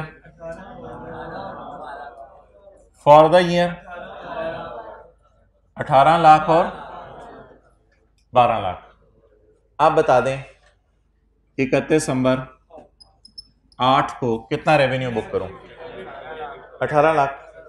एक में सबर करें, एंट्रीज करवाएं। कॉन्ट्रैक्ट लायबिलिटी डेबिट कितना, बोले 3 लाख, और रेवेन्यू क्रेडिट कितना, 18 लाख। इतना क्या बुक कर लें, रेवेन्यू। अब रिसीवेबल बुक करना है या कॉन्ट्रैक्ट एसेट बुक करना है, सवाल पढ़ लेते हैं, कुछ लिखा ना हो। लेकिन ये पेएबल ऑन कंप्लीशन तो वो दूसरा सिनेरियो था ना, इसमें तो मेरे ख्याल से राइट साथ साथ बनता जा रहा होगा पेमेंट का। ये तो फिर जब पीओ सेटिस्फाइड ओवर टाइम होगा तो ये लाइन तो नहीं लिखी होगी ना यार, सोचे ना, जब पीओ सेटिस्फाइड ओवर टाइम होगा तो ये लाइन तो नहीं लिखी, इसकी जगह क्या लाइन लिखी होगी वैसे, कि जैसे जैसे होता जाएगा वैसे वैसे आपका राइट बनता रहेगा पैसे लेने का। परफॉर्मेंस कंप्लीटेड टू डेट, ठीक है। वैसे भी इस चक्कर में ना पड़े, डेटर या कॉन्ट्रैक्ट एसेट की या टेंशन लेने की जरूरत नहीं, मुझे बताएं रेवेन्यू आपको पता चल रहा है कितना बुक हो रहा है? बस ये मैं समझाना चाह रहा हूँ। सवाल अब मैंने बदला ही नहीं, तो फिर डेटर कॉन्ट्रैक्ट ऐसे कहाँ से ढूंढ के दूँ मैं आपको? तो फिलहाल रेवेन्यू डिस्कशन है मेरी क्रेडिट साइड की, आप डेबिट साइड पे बिला वजह जा रहे हैं जी। कितना? 15 लाख। और अगली एंट्री आराम से, अगला रेवेन्यू कितना बुक करना है जी? 12 लाख। 31/12/2009 बोलें जी। रेवेन्यू कितना? 12 लाख। और एंट्रीज पूरी कर दें। ये तो काउंट कट चुके हैं ना, अब ये काउंट कट चुके हैं। पैसे कितने लेने हैं उससे? मेरे ख्याल से 3 लाख ले लिए हैं। कितने और ले लेंगे? 27 लाख। और डेटर को ख़त्म करें, टैली हो जाएगी मेरे ख्याल से। अगर कॉन्ट्रैक्ट पूरा हो जाए ना, तो एक बार याद रखिएगा, सारे सुन लें ज़रा, ये दानिश को भी सुनने ने बताया है। अगर कॉन्ट्रैक्ट पूरा हो जाए ना, तो एंड पे अगर डेटर या करंट लायबिलिटी का बैलेंस बच रहा है ना, तो आप में कोई मसला है, सवाल में मसला नहीं है। अगर कॉन्ट्रैक्ट पूरा हो जाए तो ना डेटर में बैलेंस बचना चाहिए, ना कॉन्ट्रैक्ट लायबिलिटी अकाउंट के अंदर बैलेंस बचना चाहिए। अगर बच रहा है, नोट कर लें, यहां से यहां तक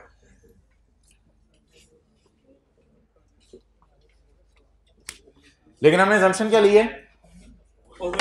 PO is satisfied over time. मजा आना शुरू होता है, स्टैंडर्ड खत्म हो जाता है हदों में।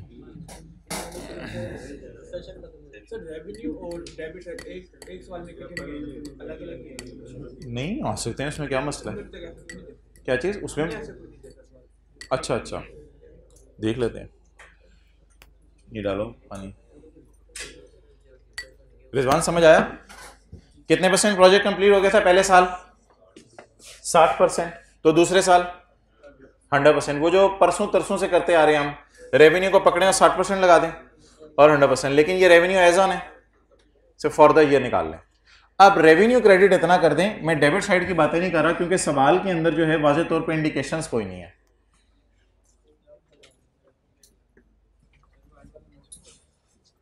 एंड वाला भी नोट, कितने लोगों को ये वाला नोट किए बगैर समझ आ गया 18 लाख और 12 लाख? क्योंकि सेल का 30 लाख का 60% ये और 30 लाख का 40% ये। लेकिन मैं चाह रहा था पैटर्न हमारा सेम रहे ना, वो पैटर्न चेंज करने से बंदा परेशान हो जाता है।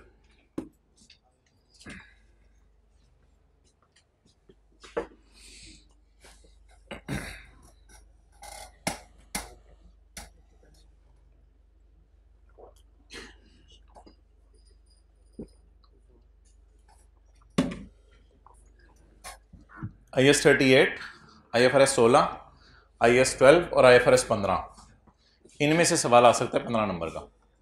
IFRS 9, IAS 21, IFRS 8, 8 नंबर के। IAS 1037 में से भी 15 नंबर का। IAS 41 में से भी 8 नंबर का।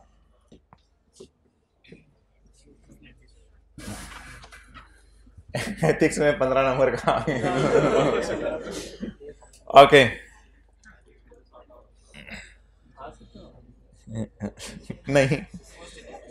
नहीं आता, क्यों नहीं आता?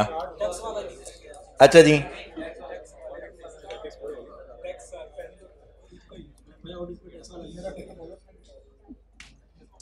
चलें यार जी, जो आज मैंने मेन कॉन्सेप्ट पढ़ाना था वो तो हमारा रह ही गया। अब हमें डेढ़ घंटा और लगना है, आज 1.5-2 घंटा और लग जाना है। आज देखते हैं हम कौन सा टाइम, सर आसिफ की ऑडिट की क्लास खत्म हो जाए तो करते हैं। हाँ जी, आज ओवर करेंगे हम इंशाल्लाह। अच्छा,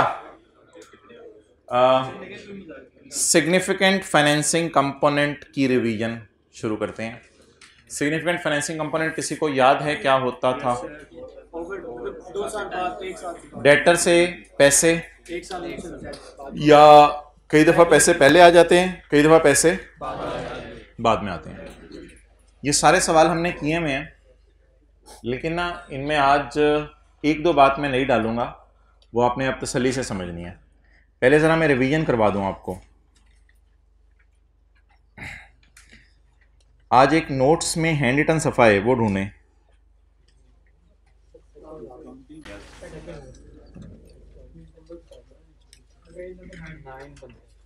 ओके, नोट्स में हैंड रिटन पेज है एंड पे।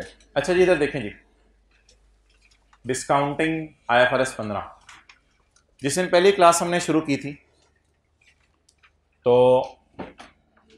डिलीवरी इस दिन हुई। अच्छा, आपने अब मुझे ये बताना है कि कहाँ पीवी निकालनी है, कहाँ फ्यूचर वैल्यू निकालनी है। पीवी निकालने का तरीका होता है रेज टू पावर माइनस, और फ्यूचर वैल्यू निकालने का तरीका होता है बस रेज टू पावर प्लस। अगर आपने चीजें बेच दी हैं इधर और पैसे लेने आपने लेट, तो खेलना पैसों से है, पैसों से खेलना है, बस पैसों की डेट ढूंढनी है आपने, पैसों से खेलना है, हर जगह पैसों से खेलना है पैसों से खेलना है। पैसे पैसे आपको गिवन होंगे सवाल में, आप बताएं डिस्काउंट करना है या ऊपर लेके जाना है पैसों को? डिस्काउंट करना है। क्यों? आप डेटर को चीज आज बेच रहे हैं और कैश बाद में ले रहे हैं, तो कैश उससे आप ज्यादा लेंगे, उसे क्या करना पड़ेगा? ये हमने सबसे पहला सवाल किया था क्लास में, क्वेश्चन 4 पेज 704 पे। इसमें सेल बुक करने के लिए, सेल तो यहां बुक करनी है ना, तो सेल बुक करने के लिए क्या निकालनी पड़ेगी? कैश की, कैश ढूंढना है और उससे खेलना है, कैश ढूंढ के उसकी पीवी निकाल लेनी है। ये किया था क्लास में सवाल, 3-4 सवाल किए थे पहले दिन। दूसरा सवाल हमने क्लास के अंदर किया था 1-2 दिन बाद। पैसे सेलर को इस दिन मिल गए थे और डिलीवरी होनी थी बाद में। पैसे इस दिन मिल गए थे, डिलीवरी होनी थी बाद में। तो ऐसी सूरत के अंदर अगर आपने पैसे दे दिए इस दिन और डिलीवरी होनी है बाद में, तो क्या ऐसी सूरत में हमने क्या किया था? पैसों को ढूंढना है। पेपर में पैसे ढूंढ रहे, वो मोबाइल यूज कर रहा था, इतनी अटेंटिवली मैंने कहा कॉन्सेप्ट समझ रहे हैं, नोट्स नीचे रख के। अच्छा, तो पैसे मिले इस दिन दुकानदार को और डिलीवरी होनी है इस दिन। मुझे बताएं सेल कैसे बुक होगी? सेल आज तो बुक नहीं हो सकती, लेकिन पैसों को 100 से उठाकर, नहीं इधर 90 पे नहीं आएंगे पैसे, अगर इधर 100 रुपए है तो उठा के 110-20 पे चले जाएंगे। तो फिर आपने सेल किस पे बुक करनी है? ये हमने सवाल किया था क्वेश्चन नंबर 10 पेज नंबर 711 पर। मोहतरम, आज हम सवाल करने लगे हैं क्वेश्चन नंबर 21 पेज 723 निकालें। Question number 21 page 723।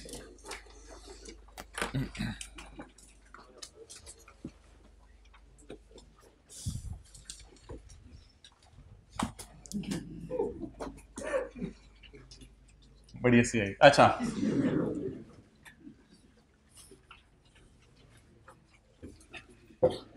सारे इधर देखें सवाल। कौन सा वाला? Page number 723।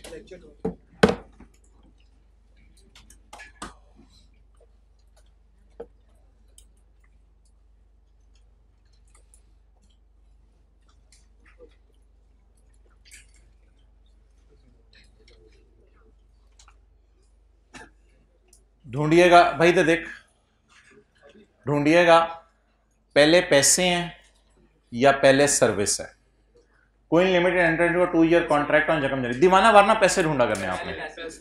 ऑन जकम January 17 with a customer for a maintenance of computer network, QL received 5 lakh on जकम जनवरी 2017। और कॉन्ट्रैक्ट कितने साल का है?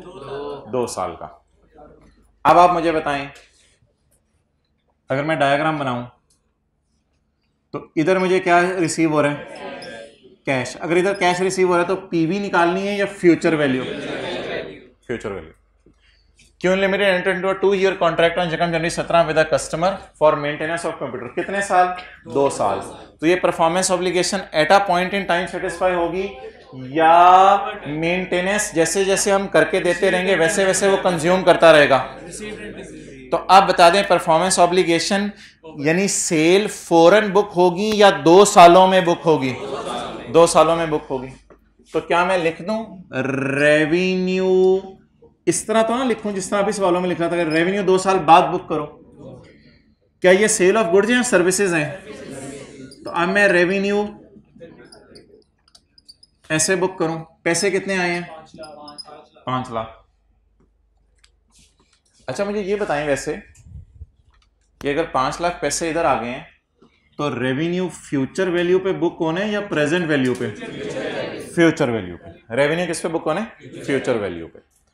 और अगर चीजें इधर डिलीवर कर देते, पैसे इधर आते प्रेजेंट वैल्यू पे।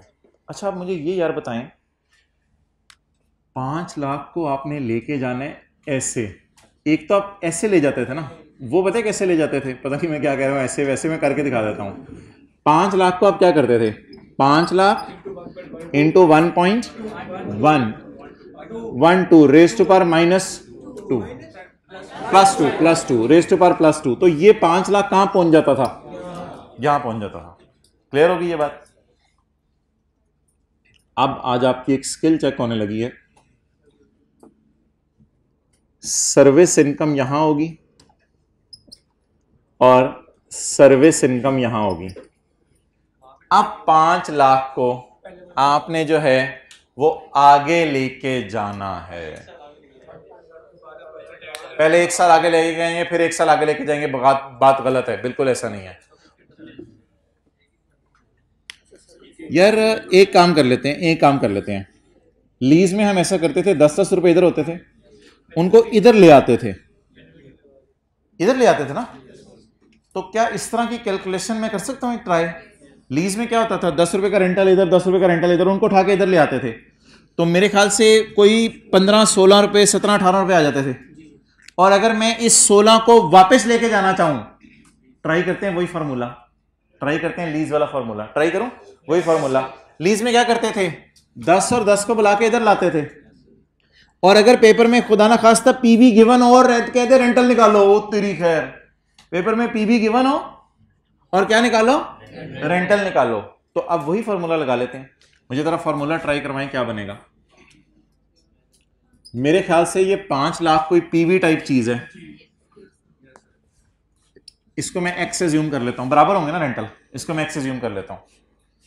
पीवी टाइप चीज कितनी आ गई, 5 लाख इज इक्वल टू 10 लिखूं या एक्स लिख दूं, is equal to x into 1 minus 1 raise to power minus ही करें, इधर माइनस ही करेंगे क्योंकि लीज वाले फॉर्मूले से रिवर्स वर्किंग हो रही है, raise to power minus divided by 0.1 done. इस फॉर्मूले से मैं 5 लाख को आगे फेंक सकता हूं। अब मुझे रेंटल निकल आएंगे, तो अब 5 लाख पीवी टाइप चीज है इज इक्वल टू रेंटल या रेवेन्यू पर ईयर। ये रेंटल पर ईयर होते हैं, रेंटल या revenue, revenue per year into 1 minus 1.12 raise to power minus, और इस कैलकुलेशन की खूबी देखिएगा, जो रेंटल आपके निकलने चाहिए ना वो इस फिगर से ज्यादा होंगे, वो आपके ज्यादा होने चाहिए। निकालें जरा रेंटल कितने निकल रहे हैं, 2849, ये मेरी इनकम निकल आई 295,849 295। अगर कभी जिंदगी में उल्टा चले ना तो फिर सीधा चल के भी देख लें। लीज में जो काम करते थे करें, इन दोनों को डिस्काउंट करके इधर बुलाएं, जरा इन दोनों को डिस्काउंट करके इधर बुला के चेक कर लें यार, इन दोनों को डिस्काउंट करें तो बुला के चेक करें जरा। लीज का सवाल आ गया, जल्दी पीवी निकालें, जल्दी करें, दोनों की पीवी निकालें।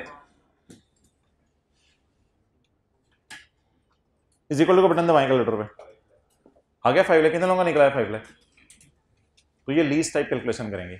सर ये कहां करनी है, जहां इनकम सर्विस इनकम हो, जहां परफॉर्मेंस और सर्विस इनकम हो। जब सर्विस इनकम है तो फौरन 2 साल बाद रेवेन्यू बुक करने हैं या हर साल के एंड पे रेवेन्यू बुक करना है। और ये कॉन्सेप्ट वही है जो पहली क्लास में पढ़ा था, significant financing component, significant financing हो रही है।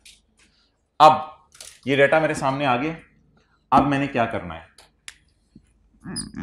ये मेरा रेंटल नहीं है, ये मेरा क्या है, रेवेन्यू है। अब वो कैलकुलेशन मुझे बता दें जो हम करते होते थे। पैसा एडवांस में आया, कॉन्ट्रैक्ट लायबिलिटी 1 जनवरी 17, कितना कैश आया यार, 5 लाख, 31/12/17। इंटरेस्ट एक्सपेंस बुक करो, इंटरेस्ट इनकम यार, इंटरेस्ट एक्सपेंस होता था, जब कैश को आगे लेके जाते हैं तो इंटरेस्ट एक्सपेंस होता है और उधर इंटरेस्ट इनकम होती थी। हाँ जी नहीं नहीं, बैलेंसिंग नहीं, इसी तरह चलाओ। 5 लाख into 12%, इंटू 12%, 12%, 60,000, 60,000। टोटल कर लूं या रेवेन्यू बुक कर लूं? रेवेन्यू बुक कर लूं। और जरा सोच के बताएं, अगर पैसे आने की entry cash debit contract liability credit है तो किसी को भूल तो नहीं कि रेवेन्यू बुक करने की एंट्री कॉन्ट्रैक्ट लायबिलिटी डेबिट और सेल क्रेडिट। तो रेवेन्यू को इस कैलकुलेशन में जरा सोच के बताएं, लेस करूं या प्लस कर दूं? सेल या रेवेन्यू कितना? 295,849, जो फ्यूचर वैल्यू आपने निकाल के रखी होगी 96 करोड़, 295,849, 26,551 जी। अब अगले साल का क्या निकालूं? इंटरेस्ट। इंटरेस्ट बताएं जी। 26 into 12%, इंटू 12, 31,698। अच्छा जी, कैश आने पे प्लस कराऊं तो रेवेन्यू बुक करने पे माइनस करें। 31, 12, 18 रेवेन्यू जी। जवाब जो भी 1-2 रुपये आ रहा है लिखवा दें। एग्जैक्ट 0 आ रहा है? चलें जी, नोट कर लो।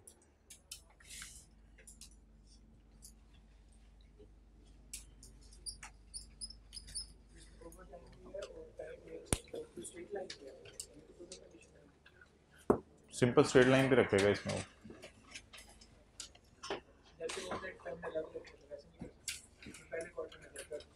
अगर कह दे तो फिर वो खुद बताएगा फिगर्स।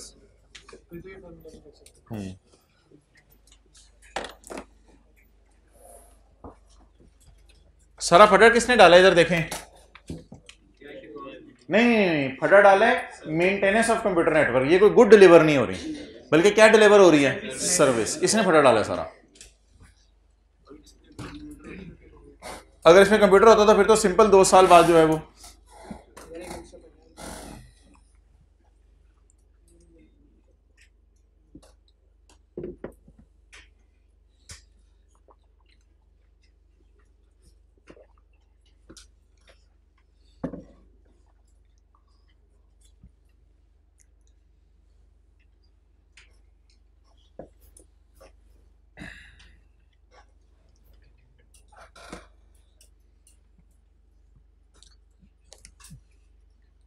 खेलना किससे है पेपर में? कैश से। पकड़ा किसको है? कैश को 5 लाख। और उससे क्या निकाल लिए? रेवेन्यू। हमेशा कैश को पकड़ के रेवेन्यू निकालना है। डिस्काउंट क्यों नहीं कर रहा है इसमें? वापस क्यों इसमें डिस्काउंट, इसमें माइनस, इसमें कैलकुलेशंस जो हैं वो कौन सी वाली हैं जिसमें कैश इधर मिल रहा है या कैश लेट मिल रहा है? कैश पहले मिल रहा है। इसमें हमने लीज टाइप कैलकुलेशन क्यों की है? क्योंकि सर्विस इनकम 2 दफा बुक करनी है ना। अच्छा, एंट्रीज मुझे सारी बता दें, वैसे तो सोल्यूशन में लिखी हुई है। Cash debit contract liability, interest expense debit contract liability, और जब सर्विस दे दें रेवेन्यू क्रेडिट करें पहले और फिर debit contract liability. Interest debit contract liability credit और contract liability debit sale credit. ये कॉन्ट्रैक्ट लायबिलिटी का अकाउंट बन रहा है स्टेटमेंट फॉर्म में।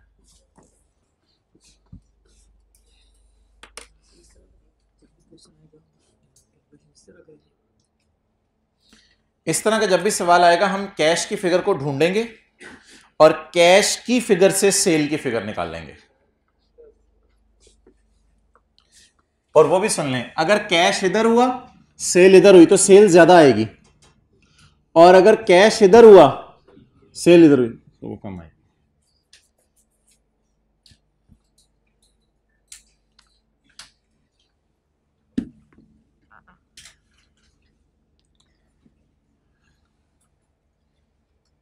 यार एक बात आपसे पूछूं,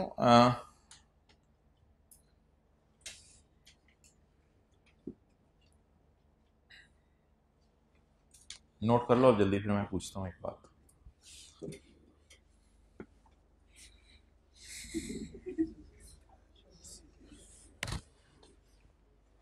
अच्छा, इसमें ना आपने ये डायग्राम जरूर बनानी है। ये लाइन में हाईलाइट कर रहा हूं, कैश इज रिसीव्ड ऑन यकम जनवरी। इधर क्या आ रहा है? कैश। अगला सवाल बड़ा मजे का है, विद अ 2 year कॉन्ट्रैक्ट। तो इधर क्या? सर्विस। ये जरा जरूर बनाएं डायग्राम, इधर कैश और इधर सर्विस।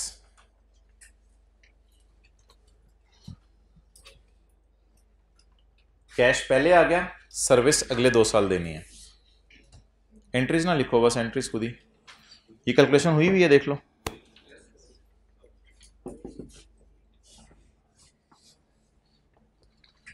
जी सारे ऊपर देखें। इस फिगर को पेपर में कहां डालना है? कैश में। और इन दोनों फिगर्स को पकड़ के, आई रिपीट, इस फिगर को कहां डालना है? और इन दोनों फिगर्स को पकड़ के, डन।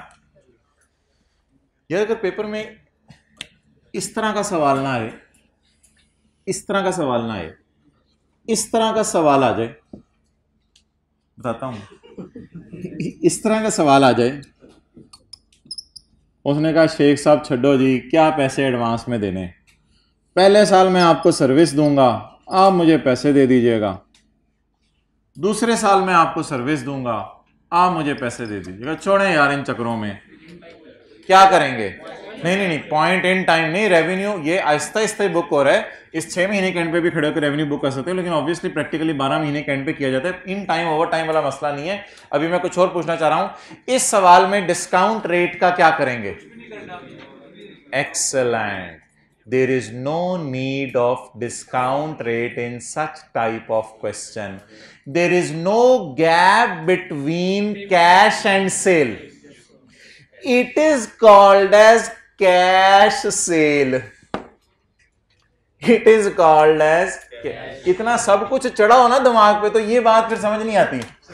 ये कैश सेल है, ये कैश सेल है, कैश सेल, कैश सेल। तो अगर ऐसा सवाल आ जाए पेपर में कभी, तो डिस्काउंट रेट इग्नोर कर देंगे। अच्छा जी, अब हमारे सप्लायर ने हमें 2 ऑफर्स की। ऑफर नंबर 1, भाईजान 2 साल आप कंप्यूटर सही करा लें, पैसे अभी दे दें। भाईजान 2 साल कंप्यूटर सही करा लें, पहले साल के पैसे पहले साल दे दीजिएगा, दूसरे साल के पैसे दूसरे साल दे दीजिएगा। डन। चलें जी, पास पेपर का क्वेश्चन 3 करें, अगर ये आपको मेरी बात समझ आ गई है। अच्छा, आपकी आसानी के लिए मैंने ये किया आज के नोट्स में कि इन सारी चीज़ों को तरतीब से लिख दिया है। अब आपने आखिरी दिनों में रिवीजन में इस रिदम से सवाल करने हैं। क्वेश्चन 4 मैंने आपको किसी क्लास में करा दिया था, क्वेश्चन 10 किसी क्लास में करा दिया था, 21 सभी करा दिया। और अब मैं आपको कौन सा क्वेश्चन की तरफ लाया हूँ? तो ये सब जब आप रिदम से ये 4 सवाल करेंगे ना, उसके बाद आप कहेंगे अच्छा ये कॉन्सेप्ट है असल में। तो ये रिदम में आपने 4 सवाल करने हैं। पहले 2 करा चुका हूं, एक अभी कराया है, ये जरा करें। पास्ट पेपर का क्वेश्चन 3।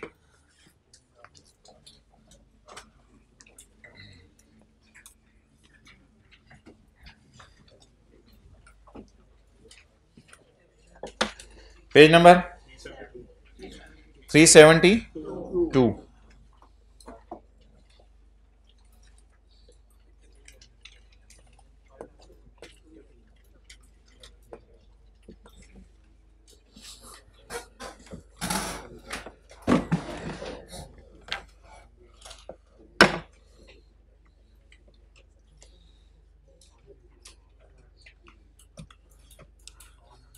अच्छा जी, Jupiter limited entered into a 2 year contract on यकम जनवरी 2017।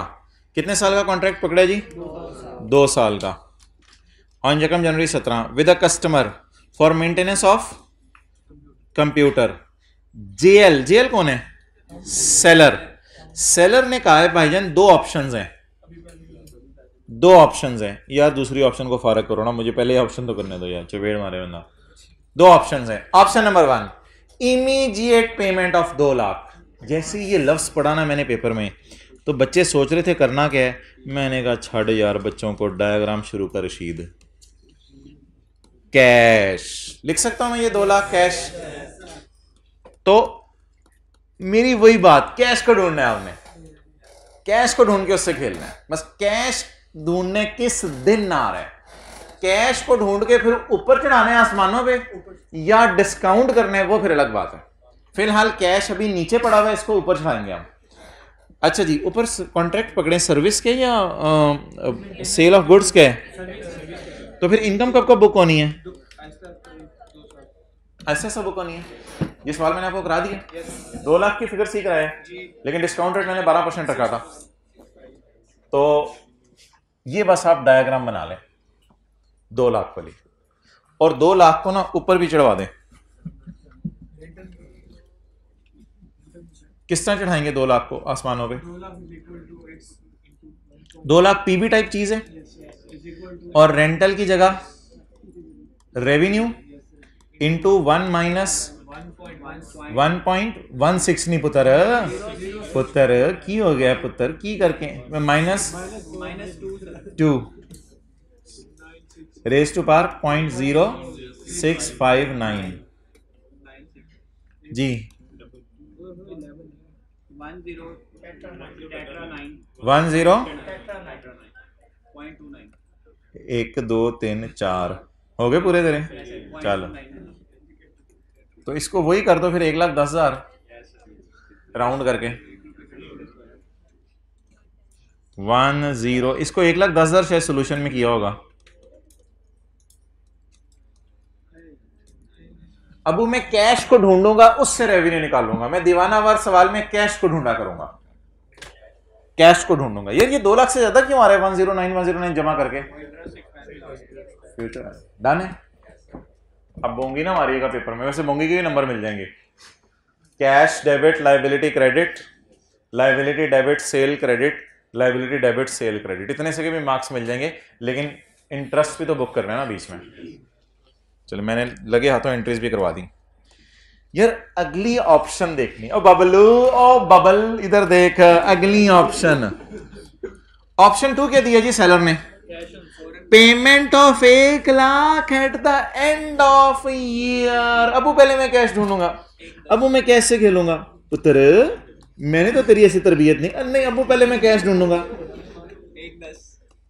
Cash 1,10, cash 1,10। पुत्र सर्विस भी ढूंढो। अबू सर्विस तो ऑब्वियसली फिर साल के एंड पे देंगे ना, सर्विस और सर्विस। डन हो गया। अबू पहले मैं कैश को ढूंढूंगा। पहले मैं किसे ढूंढूंगा? जब भी सवाल में सिग्निफिकेंट फाइनेंसिंग कंपोनेंट आ जाएगा, पुत्र इत्थे देख ले पहले सेकंड ऑप्शन।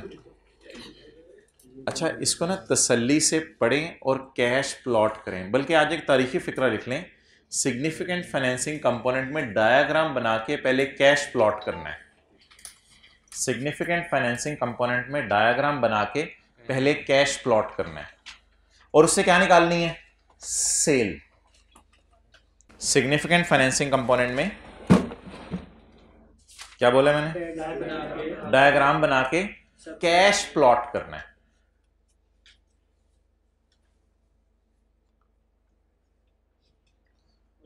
अच्छा, और उसके बाद इनकम प्लॉट कर दीजिएगा, इनकम बाद में प्लॉट कर दीजिएगा, और उसके बाद इनकम या रेवेन्यू प्लॉट करना है। चलें जी बिस्मिल्लाह पढ़ के ऑप्शन 2 पढ़ें, और इसमें कैश ढूंढने की कितना है? Payment of 1 lakh. अब जरा ढूंढें पेमेंट ऑफ 110 है कब? At the end of. तो पहले मैंने कैश लिख लिया। अब जरा सोचें सर्विस की नेचर क्या है? सर्विस कोई चीज है जो इस दिन पकड़ा देगा, या मेंटेनेंस ऐसा ऐसा करके देगा? अब मुझे बताएं, is it a cash sale? Is it a cash sale? तो for option 2 I am deleting the discount. There is no need to discount. Discount सिर्फ कब होगा? जब कैश और सेल के अंदर डिफरेंस आ जाएगा। इधर कैश और सेल के अंदर डिफरेंस। अब बच्चे पता नहीं क्या क्या लगे रहते इस अटेंड में। आई क्या की एंट्री आई, कैश डेबिट इनकम क्रेडिट 1,10,000, अगले साल कैश डेबिट इनकम क्रेडिट 1,10,000, ये एंट्री है। तो अब एंट्रीज बता दें क्या होंगी 31 नंबर 17 को? Cash debit income credit, cash debit. तो ऑप्शन 2 के आगे लिखें, डिस्काउंट इग्नोर किया, लॉजिक डायग्राम है, डिस्काउंट रेट इग्नोर किया, क्योंकि ये कौन सी सेल है? किस टाइप की सेल है? Cash cell.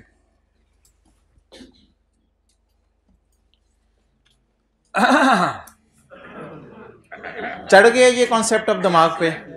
चलें जी, इसके दो सवाल करते हैं, और अगर ये चढ़ गया है,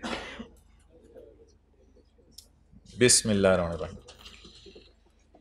example 1 below in these notes, example 2 below in these notes. ओए होए होए, डिस्काउंट रेट कौन सा यूज करने, ये भी तो डिस्कशन है एक, ये भी करेंगे इंशाल्लाह। बस सरासे से फारिग हो, फ्री हो गया, आप आ जाए। एग्जाम्पल 1 बिलो, हाँ जी, एक्स्ट्रा तो रखने पड़ेगा। अब पार्ट बी तो अभी होता है ना, अभी पार्ट सी की बात कर रहा हूं मैं। तो यार ठीक है, जल्दी जल्दी मैं करा देता हूँ। मैं एग्जाम्पल 1 2 कर लीजिएगा, होमवर्क है। इस तरह भी तो मैं कह सकता हूँ, या मैं आपको ये भी कह सकता था कि ये सवाल मैंने करा दिए, पास पेपर का क्वेश्चन 3 खुद ही कर लीजिएगा। तो इस तरह तो फिर खत्म हो सकता है, और आपको पता भी नहीं चलेगा, आप कहेंगे ठीक है मौलवी साहब सही कह के गए होंगे, हो जाएगा। तो इस तरह भी खत्म कराया जा सकता है। कैश ढूंढे, कैश ढूंढे। An entity sells a product to a customer, आज के नोट्स का दूसरा सफा।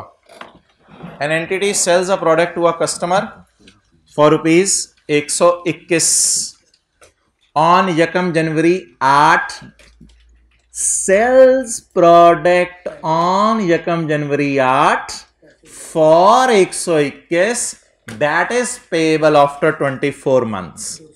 पहले कैश बताएं जी, कैश किस दिन प्लॉट करूं ना?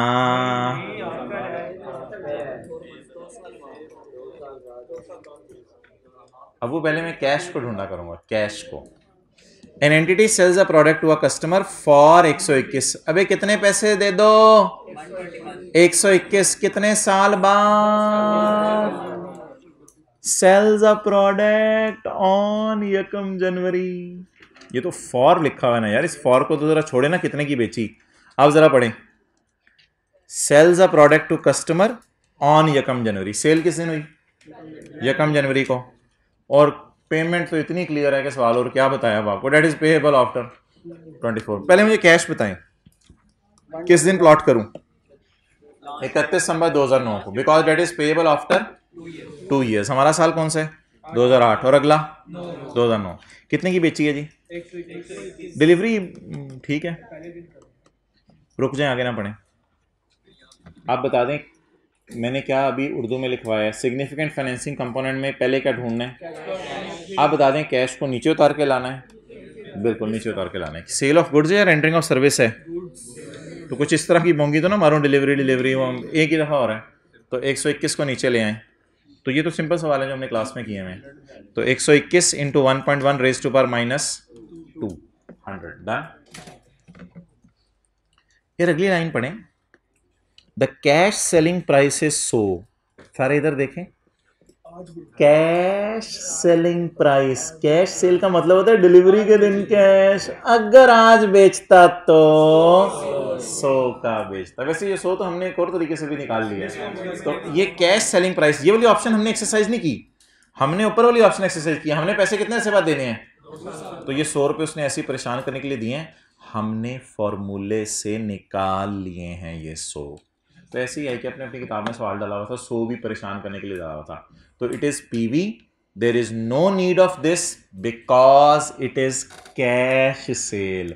कैश सेल ये होती है कैश भी उसी दिन और डिलीवरी भी उसी दिन। तो इस 100 रुपये को इग्नोर करें। अल्लाह का शुक्र है जो 121 अवेलेबल है, बचपन से हमें आदत है उसे डिस्काउंट करने की। आगे एंट्रीज वही हैं, वो कर लेंगे आप लोग खुद ही, डेटर की और इंटरेस्ट इनकम की और वो सारा। अच्छा यार अगला सवाल करना है, एग्जाम्पल 2। कैश पहले ढूंढना है, इतनी आप सवाल कर लिए हैं, मेरी रिक्वेस्ट है कैश पहले ढूंढना है। An entity enters into a contract with the customer to sell an asset या to deliver a service.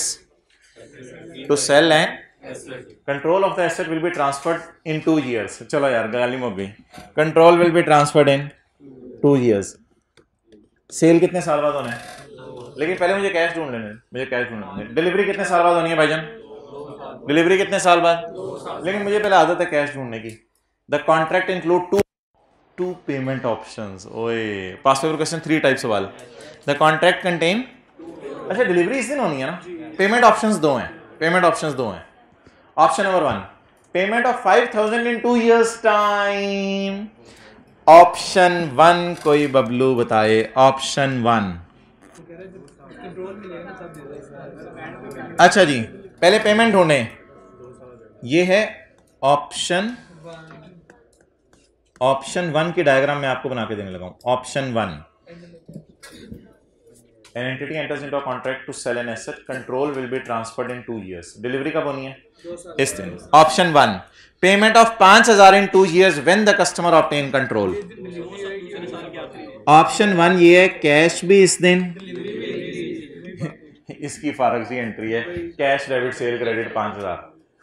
Discount rate ignore कर दें। किसकी?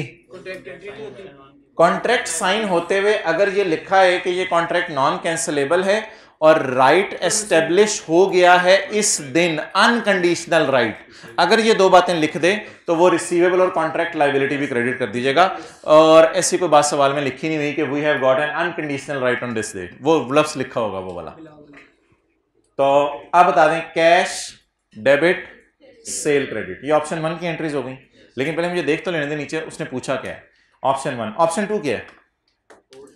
Payment of 4000 when the contract is signed. Option 1 की जरा मुझे डायग्राम बनवा के दें। पहले कैश ढूंढना है। ऑप्शन 2 की पहले कैश ढूंढना है।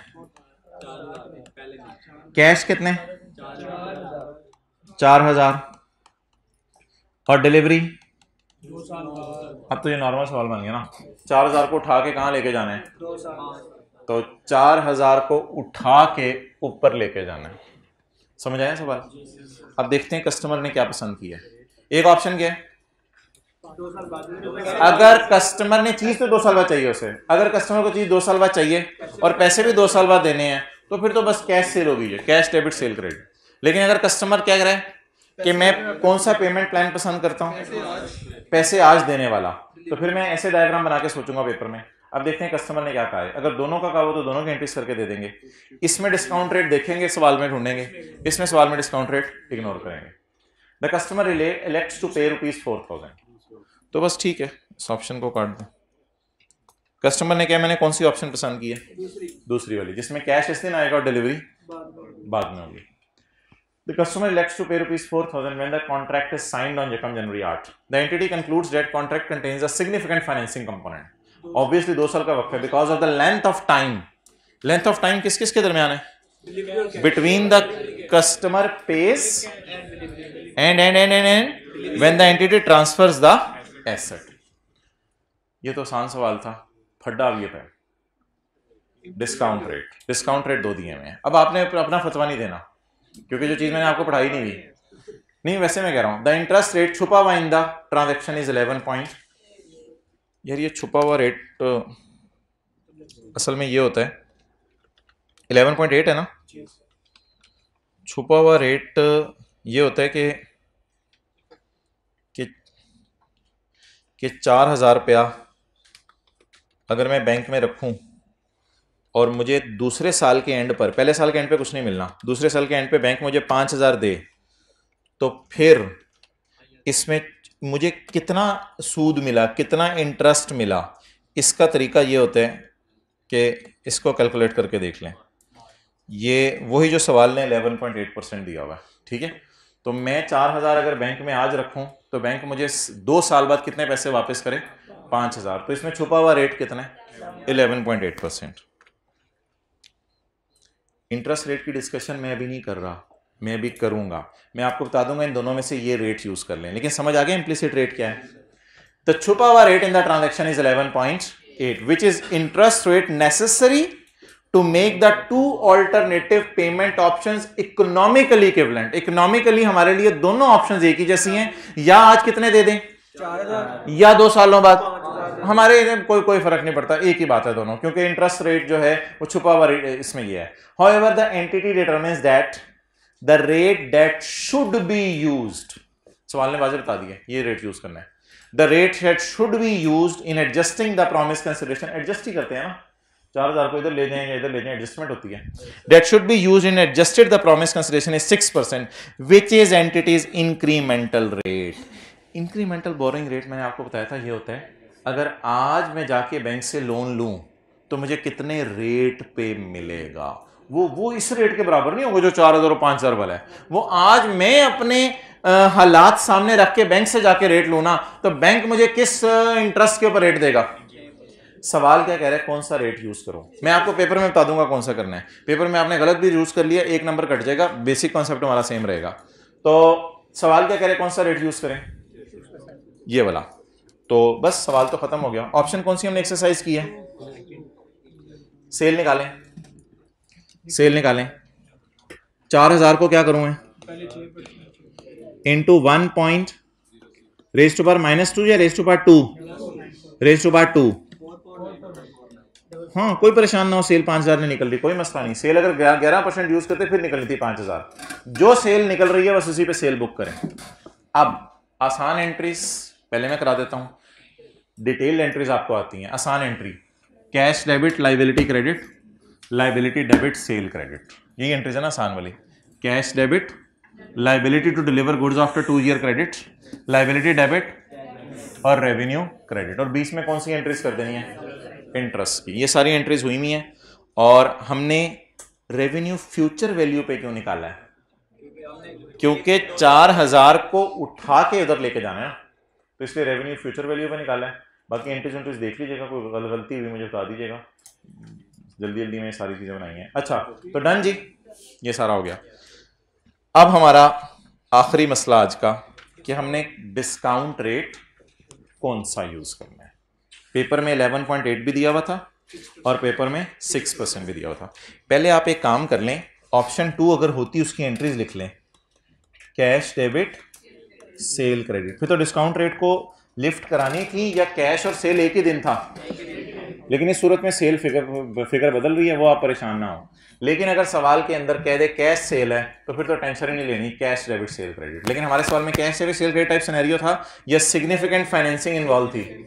सिग्निफिकेंट फाइनेंसिंग ये होती है कि कैश वाली डेट और सेल वाली डेट में फर्क हो, इसे कहते हैं सिग्निफिकेंट फाइनेंसिंग. ओके यार, ये डिस्काउंट रेट के ऊपर, हाँ जी, हाँ 1 साल से ज्यादा फर्क होना चाहिए. ये जो डिस्काउंट रेट की डिस्कशन है ना, अब इस तरतीब से आपने इंशाल्लाह सवाल करने हैं घर में, तो आपको सारी बातें क्लियर हो जाएंगी. डिस्कशन ऑफ डिस्काउंट रेट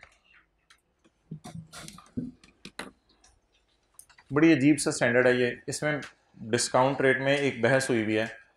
उसमें लिखा हुआ है कि डिस्काउंट रेट आप वो यूज करें अगर एंटिटी इस कस्टमर से उधार ले, ये वाला डिस्काउंट रेट यूज करें. बस स्टैंडर्ड ने ये लिखा हुआ है कि एंटिटी इस कस्टमर के पास जाए, जाके पता करे कस्टमर यार मुझे उधार दे दे, कितने पे उधार देगा. अगर वो कस्टमर मान जाए उधार देने पे तो वो इंटरेस्ट रेट आप यूज कर लें. ये स्टैंडर्ड के अल्फाज हैं. Use the discount rate that is used in financing transaction between customer and entity that the financing transaction क्या होती है यार, loan transaction. Use the discount rate that is used in loan transaction between customer and entity that does not involve the sale of goods. और यार चीजें नहीं बेचते, छोड़ परे, मुझे उधार चाहिए यार, देता तू मुझे उधार, जितने पे वो उधार देने को तैयार हो वो रेट यूज कर लें. कल मैं पढ़ा था बेसिस ऑफ कंक्लूजन में, बहुत से लोगों ने इस पर एतराज किया था कि कई कस्टमर्स हमारे होते हैं, हर कस्टमर से जाके ये पूछें कि कितना लोन लें, क्या करें. तो कई लोगों ने इसके ऊपर आर्गूमेंट्स भी दिए. फिर स्टैंडर्ड वालों ने कहा नहीं नहीं नहीं, हमें बस यही मुनासिब लग रहा है, हमने यही फैसला किया है. उसकी फिर बेसिस ऑफ कंक्लूजन भी नीचे दी हुई थी और लंबी बहसें हैं, हमें क्या उससे. अच्छा, अब पेपर में आइडियली ये लाइन देनी चाहिए एग्जामिनर को कि कस्टमर और सेलर आपस में चीजें बेचना खरीदना नहीं चाहते. अगर सेलर कस्टमर के जाके मिन्नत करे कि मुझे उधार दे दें तो वो कितने का देगा, वो रेट यूज होना चाहिए. Conclusion, use the incremental borrowing rate. क्या मतलब, चलो यार सवाल में अगर कस्टमर मुझे लोन नहीं दे रहा तो मैं बैंक से जाके पता कर लूं कितने के लोन है. लॉजिक समझ आ रही. मेरा बोरिंग रेट फिर मैं यूज कर लूं. अगर सवाल ये वाला इंटरेस्ट सवाल को देना चाहिए कि मैं इस कस्टमर के पास जाके उधार लूं तो कितना इंटरेस्ट मांगेगा. अगर वो सवाल नहीं दे रहा तो ये स्टैंडर्ड के डेटे में स्कोप लिमिटेशन आ गई एक तरह की, जिसे आप ऑडिट में पढ़ते हैं, स्कोप लिमिटेशन आ गई. अब इस स्कोप लिमिटेशन में क्या करें, इस बार अब कस्टमर हमें कुछ नहीं बता रहा था, हम किसके पास चले जाएं? बैंक के पास। और बैंक के बताओ मेरी पुरानी बोरिंग्स ये हैं, मैं एक और बोरिंग करना चाहता हूं, मुझे बताओ कितना इंटरेस्ट चार्ज करोगे। ये वाला रेट पेपर में यूज कर लें, ये भी नहीं अवेलेबल तो मार्केट रेट यूज कर लें, मार्केट में जाके बैंक का लोन ले लें, वहां का रेट यूज कर लें। लेकिन एक रेट आपने यूज नहीं करना, इम्प्लिसिट। लेकिन अगर ये दोनों भी गिवन ना हो, but if it is not given then you can use the, अब प्रायोरिटी बता दें। नहीं, ये इंक्रीमेंटल भी नहीं है, ये जो स्टैंडर्ड में सिर्फ ये लाइन लिखी हुई है। बेहतरीन कौन सा रेट है कि मैं उससे जाके लोन लूं तो क्या इंटरेस्ट होगा, वो नहीं अवेलेबल, तो मैं बैंक जाके अपना लोन लेने के लिए बात कर लेता हूं। नहीं अवेलेबल तो मैं मार्केट चला जाता हूं। नहीं अवेलेबल वो तो मजबूरन वो 11.8% सवाल में गिवन था ना, कौन सा वाला, तो वो छुपा हुआ रेट ट्रांजैक्शन के अंदर मैं यूज करने की कोशिश कर लेता हूं। ये प्रायोरिटी है। आप बता दें हमारे सवाल में ये वाला रेट गिवन था? नहीं। इंक्रीमेंटल गिवन था और इम्प्लिसिट भी गिवन था। अब इंग्लिश पढ़ें, use incremental but if it is not given then use the. इंशाल्लाह आपको जो पेपर में सवाल आने ना उसमें डिस्काउंट रेट ही लफ्ज़ लिखा होगा बस। इन चक्करों में डालेगा ही नहीं, मेरे ख्याल से इन चक्करों में डालेगा ही नहीं कि आपको 2-4 ऑप्शंस दे। लेकिन ये आईकेपी की किताब का सवाल था जो भी हमने किया डिस्काउंट रेट वाला, तो आईकेपी की किताब से ये सवाल था। अच्छा जी, 15 नंबर का इसका आ सकता है यार। ये 15 मिनट हमें इसकी डिस्कशन में लगेंगे, 15 मिनट हमें कोई इसकी डिस्कशन में लगेंगे। डन है, ये डन हो गया। कोई 15 मिनट हमें इसकी डिस्कशन में लगेंगे, 15 मिनट इसकी डिस्कशन में लगेंगे।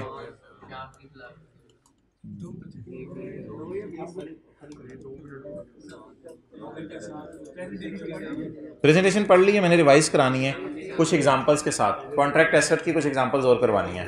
ये कितना पैकेज बना है? 1.5 घंटा बन गया। इसमें आप 15 मिनट और डाल लें, कल का होमवर्क डिस्कस करना है। कल के होमवर्क के वो आपकी मर्जी है, फिर बैठिएगा ना बैठेगा आपकी मर्जी है। तो इसमें आप कितना टाइम लग जाएगा? तकरीबन 1.5 घंटा बन गया। अब जो भी है करना तो है ना, अब आपकी मर्जी है। आप मैं बुध को आ जाता हूँ, कोई मसला नहीं, नो प्रॉब्लम एट ऑल। तो आपकी मर्जी है, यूट्यूब पे देख लें जैसे मर्जी करें। ये करनी है तो करनी है डिस्कशन। अच्छा, अब आपके ऐसे देखने से ये डिस्कशन ख़त्म नहीं हो जानी, जो है वो है पेपर में। अच्छा, दूसरी बात, अब पार्ट बी अपलोड होने लगे, उसमें अगर आपने रिलैक्स करने ऑडिट की क्लास से पहले तो कर लें। फाइनल अकाउंट के अंदर एक शेड्यूल था, 3rd शेड्यूल, जो हल्का सा आपको मैंने करवाना शुरू किया था लेकिन वो हम नहीं कर पाए थे। ये नहीं, ये शाम को नहीं डालना, शाम को सिर्फ IFRS 15। तो ये ज़रा सफ़ा मैंने 10-15 मिनट लगा के समझाने की कोशिश करनी है। इसमें से 1 से 2 नंबर का MCQ आता है, तो उसके लिए थोड़ी सी एफर्ट करनी है। अगर आप जाना चाहते हैं तो चले जाएं, ताकि ऑडिट की क्लास रिलैक्स हो के लें। ये विषय फिर बाद में डिस्कशन ले लीजिएगा। मेरा मशवरा है बैठ जाएं, 15 मिनट में मैं इंशाल्लाह कोशिश करूँगा क्लोज़ कर दूँ। ऑफ करो यार।